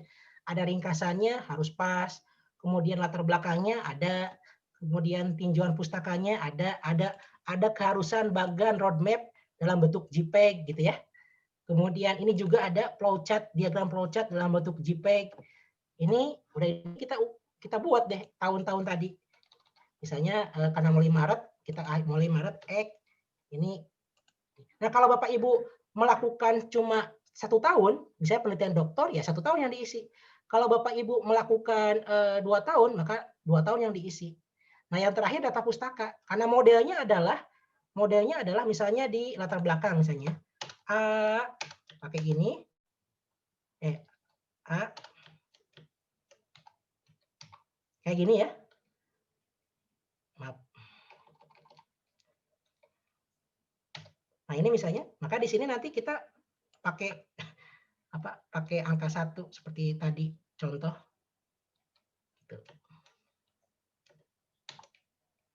Sorry. Nah, gini. Kalau saran saya pakai doi di akhir supaya lengkap. Pakai doi. Itu teman-teman. Jadi ini format yang diinginkan oleh Dikti. Jadi kita hanya mengerjakan ini dan ini offline mengerjakannya. Nanti kita bisa submitkan. Itu yang pertama. Yang kedua RAB. Ini RAB yang saya sedang kerjakan. Jadi tadi dikunci nama-nama RAB-nya dan ini di-generate oleh sistem. Nanti di simulasi akan kita tunjukkan contohnya seperti apa. Jadi modelnya kita menjustifikasi adalah ini nih. Narasi-narasi item tadi. Misalnya uang harian dan sebagainya. Karena katanya cuma begini aja, nggak bisa nambah lagi nih. Kelompok-kelompoknya cuma ada bahan, pengumpulan data, sewa peralatan, analis data, pelaporan. Cuma itu aja. Itu Pak Debbie. Oke. Lalu selanjutnya apa, Kang? Kita simulasi. Mau simulasi? Ya, silakan. Kan workshop katanya ya, bekerja sama-sama. Oke, kalau begitu saya coba. Mungkin mungkin saya perlu menanyakan apakah semuanya sudah memiliki username password Simlit Tapmas yang sudah aktif, karena kan kemarin ada beberapa yang belum aktif ya. Nggak tahu. Belum ngecek lagi sih. Dulu pernah punya, tapi yang sekarang apakah itu masih aktif atau tidak, belum sempat ngecek lagi sih, Deb. Masih aktif, Prof. Nggak mungkin berubah, Prof. Jadi gitu, username-nya hanya NIDN, NIDN kita. Password-nya itu kita bisa minta ke list bank, cuma email aja ke Mbak Wanti atau mungkin melalui Mbak Debbie juga bisa. Nanti akan diberikan username-nya NIDN, password-nya angka-angka. Itu jadi kalau bisa kita berubah. Lupa yang lama ya, Prof? Yang lama, Prof. Ya, yang lama, Prof. Kecuali kalau Prof sudah rubah password-nya. Jadi DNPM list bank nggak mungkin ngerubah. Oke, baik. Makasih. Iya. Kemudian kalau ada misalnya data yang, misal contoh gini, saya statusnya kok masih asisten ahli ya, padahal saya sudah lektor. Nah, itu urusannya bukan ke Risbank, tapi urusannya ke SDM. Kita minta update karena ini datanya narik. Jadi si Simlit Tapmas ini narik dari data-data di Porlab Dikti, narik dari Sinta, narik dari macam-macam. Maka kemudian flowchart-nya beda nih. Contoh, kalau Bapak Ibu butuh username password atau lupa password, mintanya kemana? Mintanya ke Risbank UI, ke DRPM, via Mbak Debbie atau langsung via email. Kalau konteksnya adalah soal kepegawaian, gelarnya masih master padahal udah doktor, pangkatnya masih rektor padahal udah lektor kepala atau udah guru besar, itu kontaknya SDM karena dia yang punya akses ke Porlab Dikti. Nah, kalau misalnya Sintanya Sintanya nggak terupdate nih, karena kan sebetulnya ada aturan tuh. Ketua itu boleh menjadi ketua kalau dia udah punya 3 artikel misalnya sebagai penulis utama atau corresponding author. Nah itu kontaknya ke ADPPRI, ke Mas Wisnu. Nah nanti Mbak Dewi mungkin bisa sharing, itu langsung dikerjakan sama mereka-mereka ini. Jadi tidak ada delay gitu. Pengalaman saya ya, kecuali ke SDM. Kalau SDM saya belum punya pengalaman, tapi kalau ke ADPPRI kita request update Sinta dan sebagainya bisa langsung dikerjakan. Kalau tidak ada yang ingin ditanyakan lagi, barangkali saya izin untuk mensimulasikan beberapa hal, Mbak Dewi. Boleh, Kang? Baik, kalau itu saya simulasikan tentang mengisi Simlitabmas. Ya. Oke. Ini. Jadi alamatnya Bapak Ibu mohon tidak keliru, alamatnya adalah Simlitabmas. Nah ini, sebentar saya coba ganti dulu. Karena ada 2 Simlitabmasnya. Nah ini, alamatnya ini. Tapi masuknya ada 2 pintu. Yang pertama login lama, yang kedua login baru. Nah kita pakai login lama. Klik di sini. Klik. Login baru. Login baru maksudnya. Login baru. Oh sorry ya, next generation. Maaf. Jadi jangan login lama, tapi login baru. Kemudian username ini username saya, ini NIDN saya, ini password saya. Dapatnya dari Risbank. Kalau udah dapat kita bisa rubah. Dari mana rubahnya? Rubahnya dengan Simlitabmas lama. Unik ya. Jadi username sama passwordnya dari Risbank. Ini adalah angka biasanya, kode angka. Nah kita bisa ubah dari Simlitabmas lama. Ada cara merubah password. Kalau di Simlitabmas baru, saya kayaknya belum pernah lihat gitu. Tinggal dijumlahkan, baru login. Ini saya ingin menunjukkan identitasnya dulu Bapak Ibu ya. Ini identitas. Ini kita harus cek betul tidak. Yang kedua Sinta. Nah ini Sinta sering bermasalah nih di Sinta nih. Karena Sinta itu narik data dari Google Scholar dan narik data dari Scopus. Nah, kalau misalnya Bapak Ibu artikelnya di Scopus harusnya ada 10 atau harus ada 2, kok masih 0 gitu ya. Maka caranya adalah harus update Sintanya dulu. Dengan cara apa? Kontak ADPPRI, Mas Wisnu namanya. Jadi hanya di UI itu yang bisa akses Sinta universitas hanya hanya ADPPRI yang punya otoritas. Jadi beliau akan masuk ke Sinta Bapak Ibu, hanya klik, nanti kemudian ketarik semuanya. Jadi ini nggak bisa. Saya misalnya mau sinkronisasi nih, nggak bisa tuh tetap. Nah yang bisa dilakukan adalah minta ke Mas Wisnu dulu, kemudian Mas Wisnu bilang, oke udah diupdate, baru kita sinkronisasi. Itu berubah Kak, jadi 71. Ya ini ada artikel Scopus saya nambah 2 berarti yang tertarik sama sistem. Itu teknisnya. Jadi kontak kalau soal Sinta sekali lagi kontaknya bukan Risbank tapi ADPPRI. Nanti nomornya mungkin Mbak Debbie juga punya. Karena ini kalau Bapak Ibu misalnya nah ini apa hubungannya Sinta dengan kita? Misalnya Bapak Ibu pengen ngajuin 4 riset dasar. Ya. H-index Bapak Ibu cuma 2, aslinya 3. Nah kan tinggal synchronize. Tinggal diupdate sama Mas Wisnu, kemudian kita sinkronisasi di sini. Nanti otomatis karena kalau ini H-index Bapak Ibu yang ini 2, misalnya 2, Bapak Ibu udah nggak bisa masuk ke nggak bisa ngajuin proposal ke-3 ke-4, udah dikunci cuma 2 bisanya. Karena ini udah otomatis tuh. Jadi angka ini angka yang berubah terus selama artikel kita real time muncul di Google Scholar atau di Scopus. Ini yang pertama. Yang kedua, ini rekam jejak penelitian. Ini sifatnya langsung dari dikti, jadi otomatis gitu ya. Dikti akan merubah. Maka kemudian ini konsepnya namanya LCA, Life Cycle Assessment. Daur ulangnya itu dari hulu ke hilir. Kita bisa tahu ini karena di Sinta kita juga ada. Misalnya saya nulis di Sinta saya itu akan ketahuan tuh. Saya pernah riset apa aja ya. Nah karena Sinta terintegrasi. Nah misalnya ini riset. Saya klik riset. Maka data yang di Simlitabmas itu ketarik sama Sinta semua. Otomatis gitu ya. Nih, maaf internetnya lagi kurang baik barangkali. Nah, ini otomatis nih. Apa yang di sini sama dengan apa yang di sini tuh. Karena ngambil datanya dari satu sumber gitu ya. Nah, kalau Pengmas sama juga. Pengmasnya dari Dikti juga. Jadi riset UI sama Pengmas UI nggak kecatat di sini. Ini baru dari sumber dana Dikti. Sumber dana Risbank. Ristek Brin, maaf. Jadi itu datanya. Yang pertama ini. Yang kedua, yang ketiga pengabdian. Nah ini pengabdian ini kenapa ada data ini? Karena ini yang input DRPM-nya, DRPM UI. Karena ini pengmas internal, bukan pengmas dari Risbank. Nah, yang ini yang terkait dengan aturan. Harusnya ini otomatis ditarik sama sistem. Tapi faktanya nggak selalu begitu. Maka kalau Bapak Ibu tiba-tiba nih indeksnya 5, indeksnya 3. Tapi kok nggak bisa jadi ketua misalnya. Oh, ternyata di sini data kita nggak masuk di data artikel ini. Maka yang kita lakukan terpaksa manual.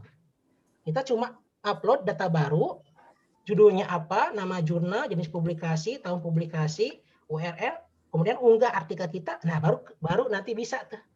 Baru nanti bisa dapat ketarik sama sistem, ya.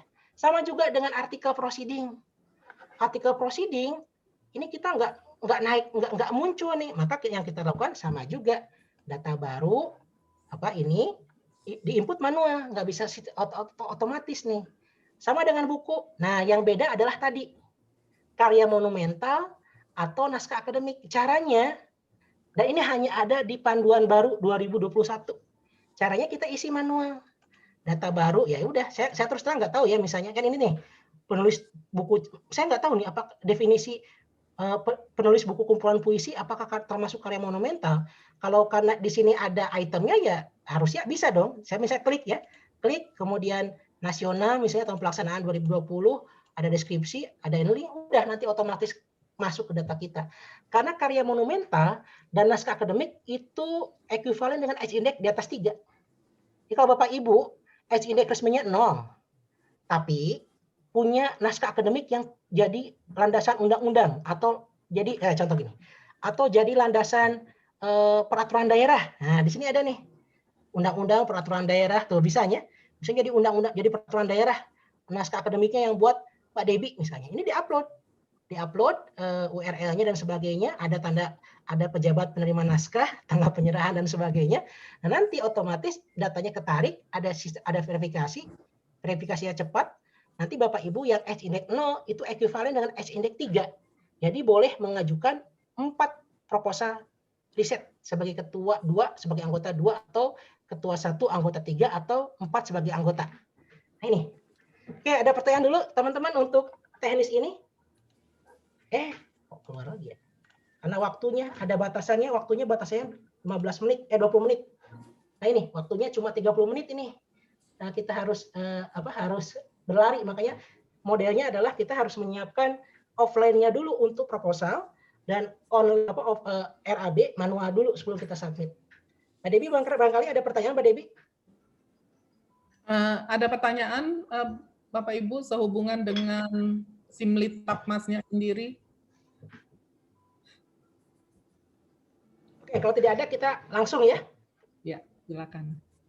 Ini penelitian. Nah, saya kebetulan karena nggak ada kerjaan, jadi saya tuh isi buat proposal, udah selesai proposalnya, tinggal upload gitu ya.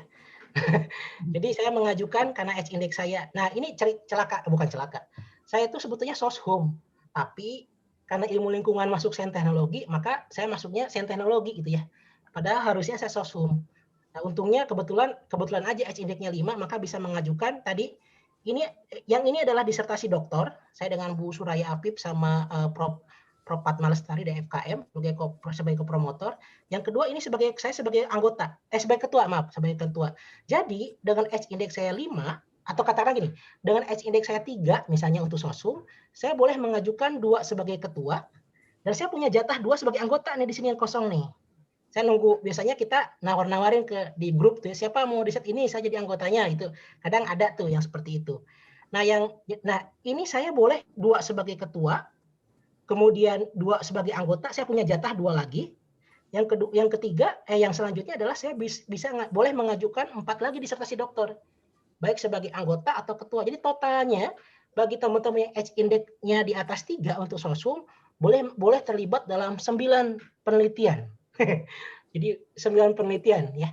Nah, sekarang saya mau simulasi gimana cara mengisi penelitian Bapak Ibu yang baru. Nah, ini masuk ke penelitian, klik usulan baru. Nah, usulan baru seperti ini. Kita hanya ini dipastikan 2020 dan ini 2021 ya, lanjutkan. Jadi sebetulnya ini sangat mudah, nggak ngabisin waktu. Yang susah itu RAB-nya aja. Nah, kita ini kan tadi ya yang Mbak Sherly sampaikan, harusnya kita punya jatah 13, Mbak.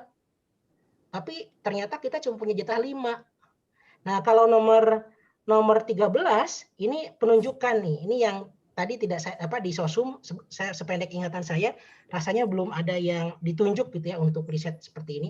Ada kajian strategi kebijakan. Kalau tidak salah kemarin yang ditunjuk ini nomor 12 itu Prof Sulis kalau tidak salah ya, tapi saya mungkin lupa lagi.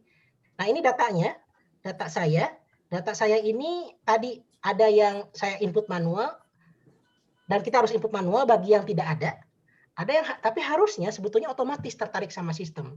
Mungkin sistemnya belum kompatibel ya, jadi kemudian harus manual. Jadi saya tidak pernah upload manual lagi gitu, karena secara aturan sudah cukuplah untuk bisa mengajukan lebih dari satu proposal. Nah, yang selanjutnya kita klik lanjutkan. Nah, nih kita mulai simulasin. Mbak Debbie, apa yang mau simulasikan? Riset apa? Karena sebetulnya sama, mau riset, mau kompetitif nasional, mau desentralisasi sama aja, nggak ada perbedaan. Bedanya kan tadi, kalau kompetitif nasional reviewnya luar, kalau desentralisasi reviewnya internal. Cuma itu sih sebetulnya perbedaan mendasarnya.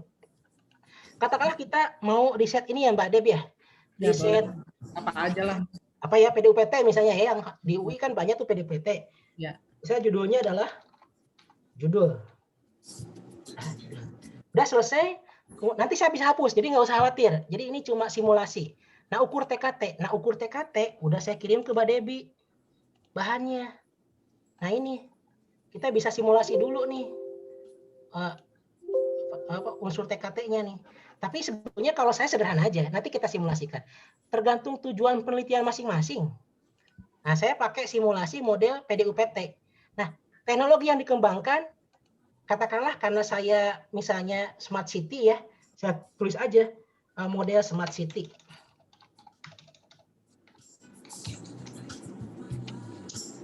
Nah gini, kan saya pakai, pastikan saya sosial humaniora kan, bukan milih yang lain. Saya tinggal klik. Nah ini yang kita agak kurang aware, karena sebenarnya malas banget ngisinya. Ada solusinya adalah kita ngisi dulu di offline-nya. Kalau saya tutup mata, saya nggak perlu ini. Kenapa? Karena ini sistem. Jadi gini, karena saya PDUPT, target saya maksimum adalah TKT 3. Saya tidak boleh TKT 4. Maka caranya adalah ini harus diisi di bawah 100. Misalnya 80 dulu ya. Ini saya terus terang saya nggak baca kayak gini. 80, 80, 80, 80. Nah kita lihat, kalau Bapak Ibu isi 100, bisa TKT 456 nih. Nah, ini udah tulisannya tuh. Nilai indikator Anda 80. Silakan tombol indikator 2. Nah, saya tambah lagi nih. Saya lanjut kan? Saya lanjut. Nah, ini yang kedua nih. Oh, saya merasa udah dihitung nih hipotesis saya. Oke. Ini oke. Ini sekali lagi ini ngarang ya. Ini oke. Hitung. Tapi ngarangnya gimana ini, Kang? Dari yang dulu tadi. Ya tadi kalau mau yang serius harus baca ininya, Mbak. Panduan offline-nya nih. Nah, ini, Mbak. Nah ini. Oh oke. Yeah. Nah misalnya tadi TKT 1 itu latar belakang. Nah ini aja nanti dipelajari ya sama teman-teman semua ya. Nah ini bisa diukur. Tapi nanti Mbak saya mau simulasi sedikit dulu ya. Nanti bisa kita diskusikan. Nah ini misalnya saya udah isi 60 nih. Karena kalau saya isi 100 kemungkinan ininya 3 gitu loh. Atau 4 bahkan. Sorry 4. Karena saya nembaknya adalah maksimum TKT 3 riset dasar. Riset saya hanya ingin membuat model, maka saya tidak akan sampai membuat implementasi kebijakan. Katakanlah saya hanya ingin sampai sini. Ini 60 TKT 1. Misalnya kita coba dulu, kita simpan. Nah, udah TKT 2 ini. Jadi ini udah resmi nih TKT, udah resmi riset dasar nih. Kemudian saya klik simpan. Klik simpan. Ya. Nah, ini udah tersimpan nih di sistem. Nah, kemudian baru saya milih. Tadi kompetitif dasar atau riset desentralisasi. Saya milihnya desentralisasi ya. Saya milih desentralisasi. Ini otomatis dikunci sama sistem. Ini penelitian dasar unggulan perguruan tinggi. Kan tadi saya milihnya desentralisasi. Desentralisasi kan karena saya milihnya TKT-nya 2, yang desentralisasi kan cuma 1 PDUPT.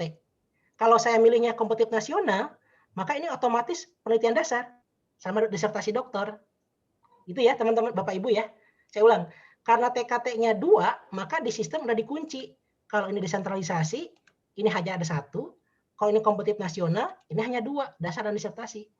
Yang pada faktanya penelitian dasar dan penelitian PDUPT sama konsepnya. Tadi berbasis jumlah kotak yang akan kita kerjakan. Oke, katakanlah saya mau desentralisasi PDUPT, maka saya klik. Yang kedua, topik unggulan ini udah diatur di Renstra-nya UI. Jadi meskipun ini sebenarnya lama, yang baru 2020 sampai 2024 rasanya belum terupdate ya. Ini sejak tahun 2012 ini aja isinya tuh. Iya, ini belum update ya, nih. belum update. Tapi karena sistemnya begini ya udah. Katakan Bapak Ibu memilihnya ini governance, klik ini. Ya, ini otomatis nih. Nah, di governance itu ini tema-temanya. Tema-tema. Kalau teman-teman mau milih misalnya indigenous, nah udah beda tuh. Jadi ini silahkan dimain-mainkan aja. Kalau saya kan kebiasaannya milih yang ini, kemudian ini lingkungan atau pemberdayaan masyarakat, saya katakan lingkungan, klik, ini udah terisi tuh. Baru rumpun ilmu. Nah ini rumpun ilmu itu kalau pendapat saya rada bingung gitu ya. Kalau saya sih akhirnya nembak yang sosial humaniora aja. Karena kalau ditulis di sini psikologi, nggak ada tuh psikologi. Ada nggak ya? Maaf, saya ulang dulu. Harusnya sih ada, tapi saya pakai sosial humaniora, kemudian Mas ada di itu Mas, kalau dimasukin di kesehatan, nanti baru ada psikologi. Coba deh, Mas kliknya di ilmu kesehatan. Kan di ilmu yang kesehatan. Di atas. Oh iya, kan tadi ya. milihnya kan saya. Bukan kesehatan masyarakat, kesehatan. Nah ini Mas, di bawah kedokteran, ilmu kedokteran tadi. Nggak bisa di sosial humaniora nggak bakal keluar psikologi. Balik lagi Mas ke yang tadi. Ini? Enggak, yang atasnya, sorry. Ini? Bukan, yang tadi lu Mas yang ada ilmu kedokteran, ilmu turun deh. Mana ya? Turun dikit Mas, sorry. Enggak, ini apa? Di kesehatan masyarakat itu benar di sini. Tapi di mana? Coba terus udah gitu nih. Nah, ini kesehatan ya. Nah, ini bawah Mas, bawah satu lagi. Nah, naik lagi, sorry. Nah, situ di kesehatan naik lagi Mas. Nah, ya situ. Nah, terus baru nih. Nah, itu ada psikologi. Maksudnya adalah ini detail ini ada di panduan. Di buku panduan yang 200 halaman. Kalau saya karena terbiasa tadi pakai misalnya ke lingkungan udah terkunci isunya. Nah, gini. Ya. Jadi kalau detail-detailnya boleh. Tapi begini, teman-teman, ini nggak presisi nggak apa-apa kok. Karena datanya nggak narik sampai sedetail ini. Datanya tidak sampai kemudian kayak saya nih, ini lingkungan. Tapi di sini cuma ada sosial dan politik. Padahal bukan ini ilmu saya. Akhirnya terpaksa saya gatok-gatokologi gitu ya. Ya udah saya ambil ilmu sosial. Di sini nggak ada juga ilmu lingkungan. Maka saya harus ngarang aja akhirnya. Saya milih bidang sosial yang belum tercantum gitu ya. Karena ilmu saya katakanlah ilmu soal perilaku lingkungan misalnya. Tapi saya tidak mengatakan ilmu ini bukan psikologi gitu. Makanya tadi ketepatan item-item ini kalau Bapak Ibu mau ada di panduan yang 200 halaman itu. Nah, katakan kalau saya rada tutup mata tuh ya dengan ini karena ini tidak terlalu mempengaruhi apapun. Misalnya gini udah. Nah, SBK tadi Bapak Ibu, SBK-nya udah dikunci, SBK dasar. Karena tadi kita TKT 2 maksimum 3, maka otomatis ini SBK dasar, nggak mungkin SBK terapan. Baru di sini berbeda nanti. Nah, ini baru berbeda tuh. Berbeda tadi. Saya Prof. Preda misalnya ingin 11 kota, ya saya beli 11 kota. Klik. Nah, ya. Udah tuh dikunci. Kemudian fokusnya adalah sosial humaniora misalnya ya. Klik. Lama kegiatannya 2 tahun, klik. Kemudian tinggal dilanjutkan. Ini kemungkinan ditolak oleh sistem. Kemungkinan. Kenapa? Karena saya sudah mengajukan 2 sebagai ketua. Tapi kita coba aja. Kalau ini gagal, saya tinggal ubah ke doktor. Penelitian dokter saya masih punya jatah gitu ya. Nah, ini kan sudah terpenuhi. Jadi oleh sistem udah ditolak nih. Oleh sistem udah ditolak, maka saya akan lakukan ulang lagi. Nah, kalau teman-teman yang belum mengajukan, ini pasti akan bisa. Saya masalahnya adalah karena saya sudah jatah saya 2 sebagai ketua sudah dipakai oleh ini. Saya sekarang boleh mengajukan atas nama dokter. Ini mohon izin, saya cepat kok ini ya. Saya ngajukan atas nama dokter, penelitian dokter, kemudian judul saya ini, kemudian ini saya buat 80. Ini ada offline-nya ya, nanti udah saya kirim ke Mbak Debbie juga. Bisa disimpan. Lanjut. Ini 60 simpan. Nah, ini udah aman nih, saya simpan. Nah, ini aman. Kemudian saya karena tinggal simpan, karena saya milih dokter, kan ini jatah saya udah habis nih sebagai ketua. Kalau sebagai anggota nanti kita ngikutin, makanya nanti simulasi dengan Mbak Debbie ya, Mbak Debbie ya. Dikau membuka Semlita Mas Dikau, nanti dirimu bisa add ya, and drop usulan saya. Saya terpaksa, jatah saya hanya tinggal dokter. Tinggal dokter. Nah, ini maaf, ini saya ngarang aja. Ini saya ngarang, asal penting aja. Ini pasti dasar, dan ini pasti 60 juta, karena udah dikunci sama sistem. Ini meskipun isinya begini, nah ini bedanya. Kalau PDUPT, basisnya berdasarkan jumlah kota. Kalau hibah dokter, karena sudah dikunci 60 juta, kita mau milih apa aja, tetap 60 juta. Itu bedanya. Nah, kecil, ini saya ngarang, juga. Ini saya ngarang. Nah, ini cuma 2 tahun ya. Tadi kan keliru tuh di panduannya aja kurang tepat tuh. Nulisnya 3 tahun, padahal dokter tuh cuma 2 tahun. Saya isi 1 tahun atau 2 tahun lah supaya dapat gambaran perbedaannya. Saya klik, kemudian saya lanjutkan. Nah, udah kan? Udah. Tahap pertama udah selesai nih Bapak Ibu. Makanya saya sarankan Bapak Ibu isinya sekarang. Yang ini. Kalau proposal sambil jalan, karena proposal relatif tidak akan ada gangguan. Oke. Kemudian tambah baru. Nah, saya masukin NDN. Mbak Debbie, NDN-mu berapa, Mbak? Lupa. Yo, coba di chat. Bentar. No, berapa ya? Yo, silahkan. Karena nanti otomatis Mbak Debbie akan nerima undangan dari saya sebagai anggota. Nah, ini yang kalau Mbak Debbie nggak add atau nggak setuju atau tidak setuju, saya nggak akan bisa jalan ke proses selanjutnya. Akan dikunci. Ini Kang. Ya, disebutin boleh Mbak? Aku nggak bisa. Ya, 0315 0315 0372 0372 03. Ini Mbak Debbie nggak rugi ya, teman-teman ya. Karena kan jatahnya 5 tuh. Ini nggak ada hubungannya dengan yang H index ini. Saya klik. Nah, udah masuk kan? Mbak Debbie otomatis katakanlah kopromotor 1, kemudian tugasnya seksi doa misalnya ya. Saya simpan. Udah otomatis. Nah, ini saya boleh nambahin mahasiswa. Di sini nggak bisa kecuali mahasiswanya punya NIDN. Kalau mahasiswanya nggak punya NIDN nggak bisa, maka kita akan isi tadi balik dulu. Maka kita akan isinya itu mahasiswa dosen ya. Bukan dosen gitu ya. Mahasiswa yang sudah dosen. Betul. Saya ulang karena ini tahapannya harus. Nah, tadi sistem ini agak kurang bagus gitu ya. Jadi harus di back dulu. Nah, kalau saya pakai bata, balik lagi ke sini. Ya. Tapi kalau bata, berarti Mbak Debbie ngulang lagi dong. Nah, oke, Mbak Debbie nggak apa-apa ya ngulang lagi ya, Mbak ya. Kan latihan. Oke, Mbak Debbie tadi berapa? 03. Nah, udah ada, Mbak. 12. Udah ada. Oh, udah. Oke. Aja. Nah, oke, ini udah ada nih. Nah, gimana caranya masukin yang promotor kedua, ketiga? Tadi tinggal tambahin lagi ini, tambah baru gitu ya. Tapi kalau mahasiswanya bukan dosen, tambahin di sini, tambah baru, klik. Ya udah, tadi ya. Nama lengkap, KTP, tempat tinggal, negara, instansi, kualifikasi, nomor HP, udah gini.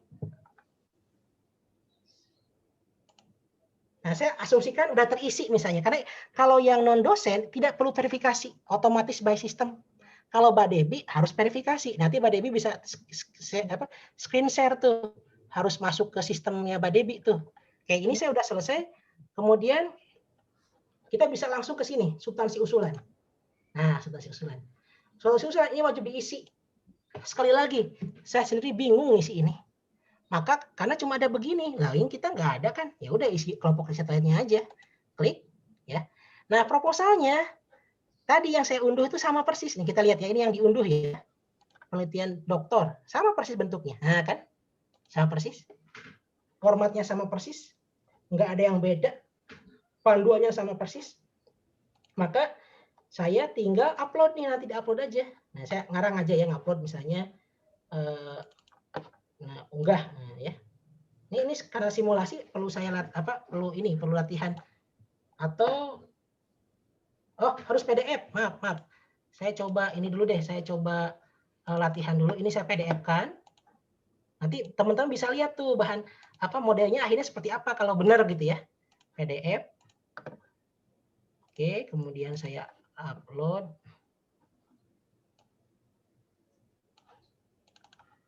Kirim. Oke, saya upload. Nah, udah masuk di sini. Kemudian saya tinggal lanjutkan. Nah, ini Bapak Ibu. Ini yang beda dengan kampus lain. Ini doktor. Syaratnya kalau PDUPT itu harus Q3 di UI. Kalau tempat lain boleh proceeding 3. Boleh book chapter, boleh buku ISBN. Kalau kita harus Q3 minimal. Termasuk dokter. Dokter tuh harus Q4. Ya udah saya ngarang aja. Karena ini 2 tahun. Nah, ini harus diisi semua masalahnya. Tidak bisa di loncati. Nah, saya ngarang aja. Tahun pertama publikasi jurnal, udah dikunci jurnal internasional, diisi teh. Nama jurnal A, simpan. Ya. Status boleh submit dulu kan, Mas, Kang? Iya, boleh. Pertama. Iya, enggak, sistemnya udah mengatakan harus accepted. Oh. Tak, makanya nanti diaturnya di mana? Diaturnya adalah di setiap tahun memang harus asumsinya harus udah disubmit dan sudah diterima, Mbak. Makanya nanti kita bahas nih gimana skenarionya. Nama jurnal misalnya S, simpan. Nah, udah selesai kan? Sudah lengkap. Otomatis ini akan terisi. Luaran tambahan harus diisi juga. Ini ngarang saya sekali lagi. Nah, ini luaran tambahannya misalnya paten. Nah, paten alat. Sekali lagi ini ngarang ya Bapak Ibu ya.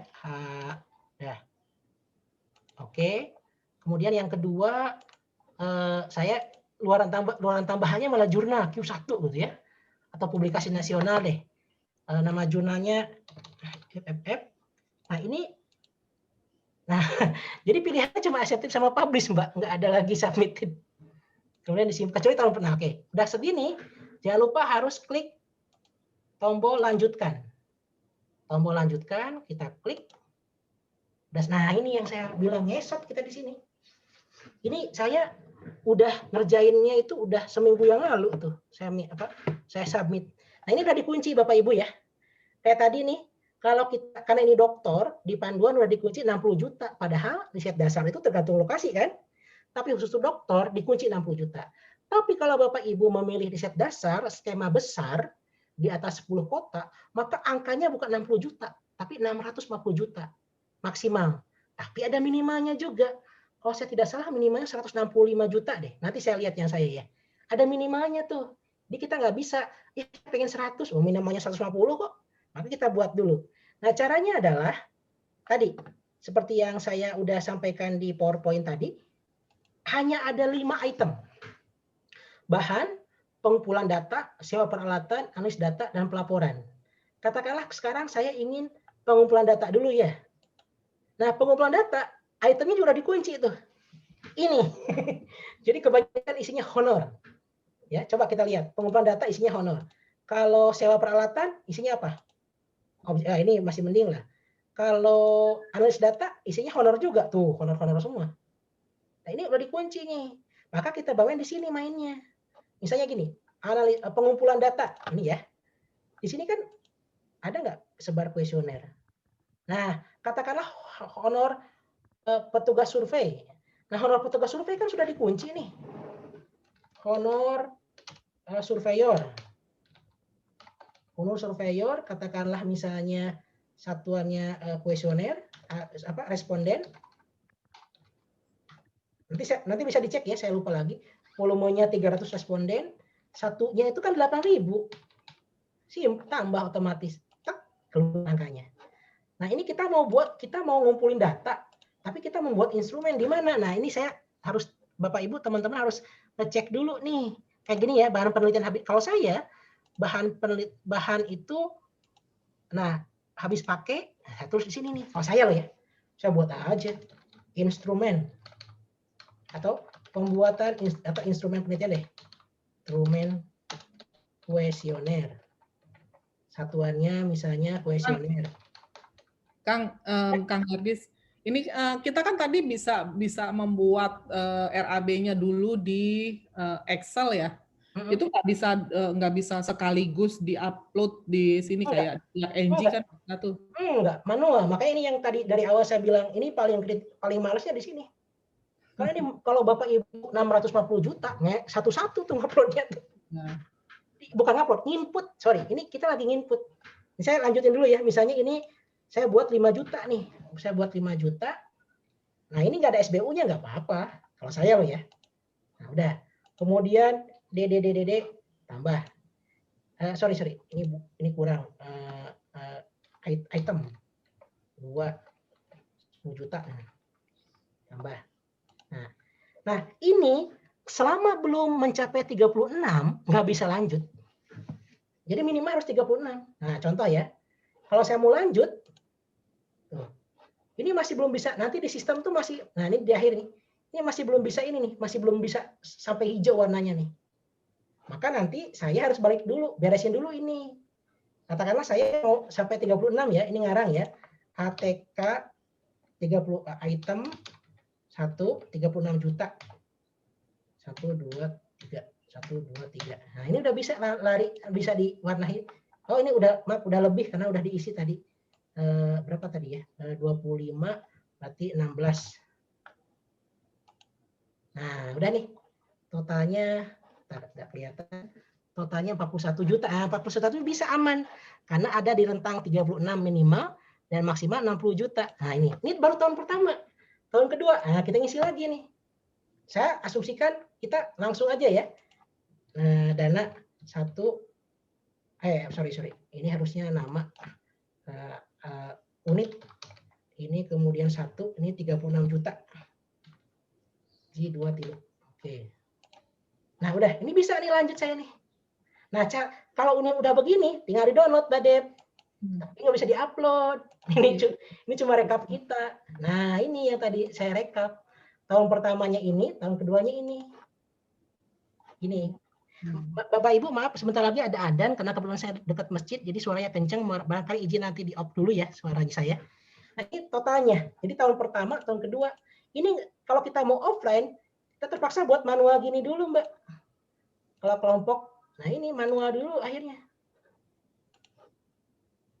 Ini yang agak sangat tidak efisien dan tidak berubah dari dulu. Oke, saya lanjut dulu ya. Dokumen pendukung. Saya lanjut. Di set kita, kecuali terapan sebaiknya ada dokumen pendukung berupa mitra. Kalau mitranya siapa ya akan mengimplementasikan. Tadi Prof. Puditno misalnya Pemda. Nah, Pemda nih sebaiknya ngasih semacam surat siap bekerja sama. Surat aja, nggak usah ada janji macam-macam. Siap bekerja sama aja. Itu akan jadi nilai baik tuh. Kemudian lanjutkan. Karena saya nggak punya dokumen pendukung, maka saya tinggal klik lanjutkan. Nah, ini harusnya warnanya hijau. Ya, harusnya hijau tuh. Ini ada masalah nih. Apa kira-kira? Masalahnya adalah 1, Mbak Debbie belum setuju. Nah, sekarang saya minta Mbak Debbie masuk ke Simrita Basmu deh. Saya stop screen dulu. Nah, mohon maaf saya ada adzan. Mbak Debbie silakan masuk ke Simrita Bas Mbak dan nanti tunjukkan apa yang sudah saya edit.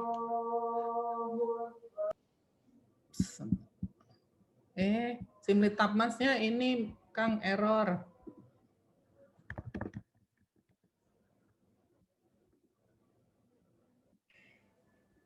Mas Hertis keluar lagi ya? Hah? Enggak, saya ada di sini. Lagi adan, Mbak. Oh, soalnya kok tiba-tiba penampakan beda. Saya bingung. Ini kenapa, Mbak? Kenapa? Ini kok nggak kelihatan apa-apa di layar, kenapa? Oh, karena semuanya tutup video ini. Oh, ya Allah, tak kirain ada sesuatu yang error. Aduh, dari tadi error soalnya sinyalku. Iya, ini Simrita Masnya dilihatnya di mana, Kang? Itunya tadi permintaan. Mbak masuk dulu Simrita Basnya, nanti saya tunjukin di mana item yang saya request tadi. Oh, oke. Saya share ya.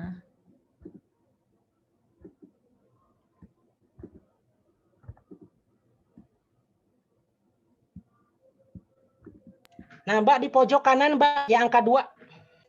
Oh ini. Angka 2. Kok nggak mau dia? Diklik aja, klik. Ya. Di angka di orangnya, di orangnya. Nah. Oh ini lagi error, di refresh. Are you sure?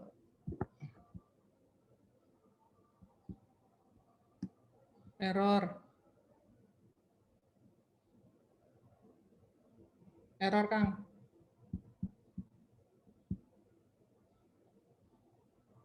Memang lagi error, Kang.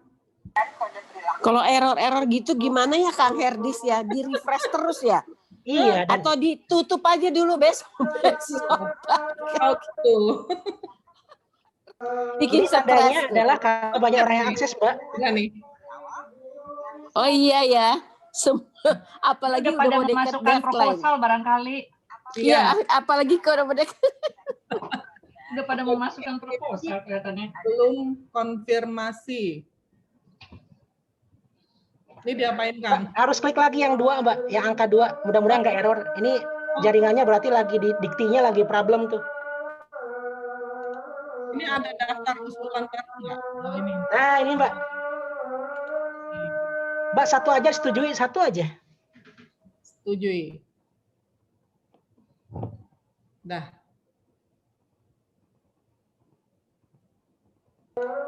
Ya, setuju.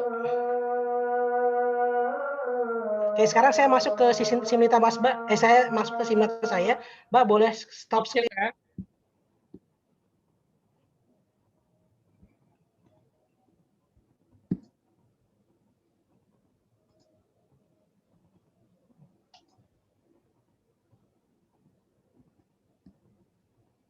Kang, ada pertanyaan nih. Ada nggak penelitian yang hanya cuma 1 tahun? Soalnya ini kayaknya minimal 2 tahun ya.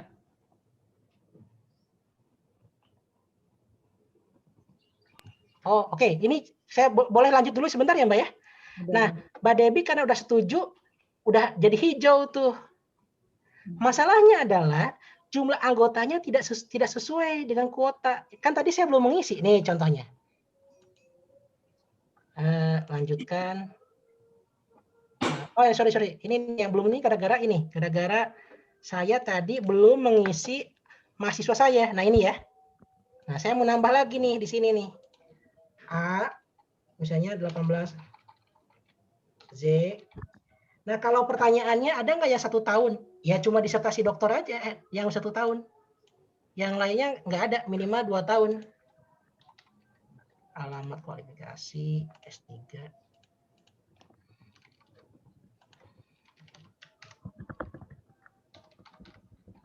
Ya, saya bimbingan.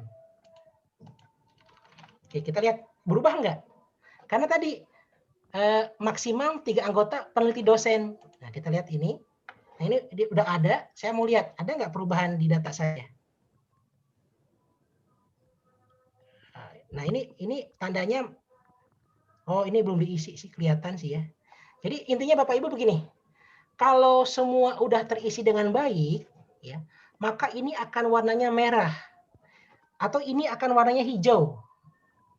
Karena ini enggak hijau, berarti ada yang tidak lengkap. Nah, tadi keluaran wajib belum diisi lengkap.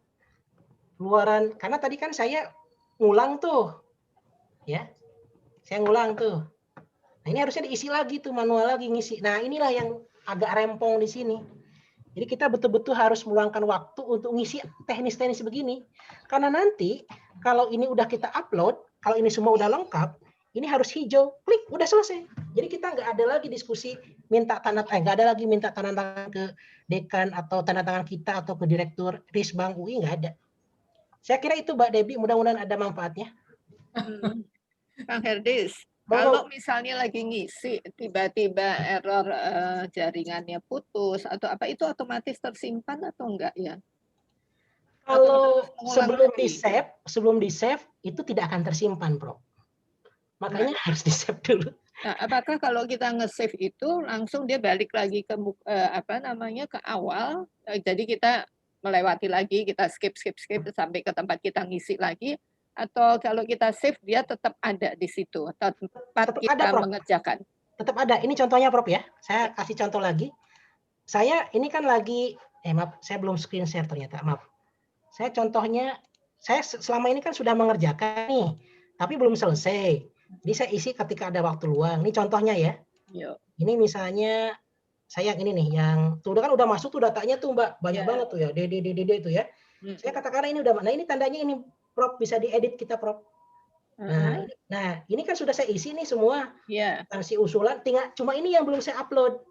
Cuma proposalnya, tapi RAB-nya udah saya isi nih. Isi semua tuh. Nah, tadi ya. Yang IBA SBK dasar menengah itu 100 batas maksimumnya 480 juta tuh. Maksimalnya 400. Jadi saya kan ngisinya full tuh 480. Lepas mau disepakati berapa itu kita enggak terlalu ini. Nah, dikiriman usulan hanya tinggal ini aja yang belum. Tuh. Karena ruang tambahan belum saya isi. Ininya belum saya upload, udah gini Prof. Jadi intinya ketika Prof udah mengisi nggak masalah, itu akan tersimpan Prof. Tersimpan ya. Ya. Selama kita udah klik simpan gitu loh. Baik. Kalau Prof misalnya baru ngisi data, tiba-tiba tadi jaringannya terputus, ya ngulang lagi dari awal. Itu yang menjadi masalah. Dan ini potensi ini sangat tinggi, terutama menjelang deadline. Maka solusinya hanya harus ngisi dulu data seperti yang saya kerjakan sekarang, data awal saya isi dulu, proposalnya sambil jalan gitu Prof. Iya, jadi kita nyicil aja dulu ya apa yang sudah ada gitu ya. Terutama RAB Prof, nyicilnya tuh kebangetan RAB tuh satu item per item. Baik, oke. Itu yang menjadi titik lemah riset ini, tidak pernah membuat orang mudah. Meskipun sebetulnya kalau mau jujur ini jauh lebih mudah dibandingkan yang lama. Karena yang lama itu ada administratif harus tanda tangan, proposalnya juga puluhan halaman. Kalau ini kan cuma 2.600 kata, Prof. Artinya kan, mohon maaf dengan segala keterbatasan pengetahuan saya, rasanya 2.600 kata kan de facto paling cuma 6-7 halaman gitu. Iya. Baik. Oke, Mas. Makasih. Ji, monggo Mbak Debbie. Oke, terima kasih banyak Kang Herdis, terima kasih banyak Mbak Gurit dan yang lain. Semoga banyak yang akan apply proposal hibah karena meskipun prosedurnya agak tedious gitu ya. Mungkin saja kita bisa memanfaatkan mahasiswa di sini, jadi ada kampus merdekanya juga gitu untuk memasukkan data-data itu ke SIM Litapmasnya kita gitu. Nggak apa-apa kan Kang Herdis kalau kita kasih username passwordnya kita buat mahasiswa. Apa-apa Mbak, saya aja ada 5 orang yang megang username password. Halo, nah itu. Nggak ada yang rahasia kan? Apa yang rahasia coba? Iya. Jadi mungkin ya kita mulai memanfaatkan mahasiswa, bukan memanfaatkan, menjadikan mahasiswa sebagai mitra partner kita di dalam penelitian, mulai dari membuat proposal. Tapi sebelumnya kalau yang belum ada username password untuk SIM Litapmas, bisa sebetulnya mengirimkan, nanti saya akan mengirimkan di badan emailnya itu mesti bagaimana, terus dikirimkannya ke drpm@uiacid untuk minta username password untuk SIM Litapmas. Yang penting Bapak Ibu punya NIDN, memberitahukan NIDN dan identitas nama aja sih. Ya, coba NIDN aja sih Mbak aslinya. NIDN ya. Begitu. Jika ada pertanyaan nanti ditanyakan kepada saya saja, nanti saya menjadi mediatornya, saya akan menanyakan ke Kang Herdis lagi gitu ya. Rasanya nggak, malah yang paham Mbak Debbie kok, saya kan cuma iseng aja Mbak.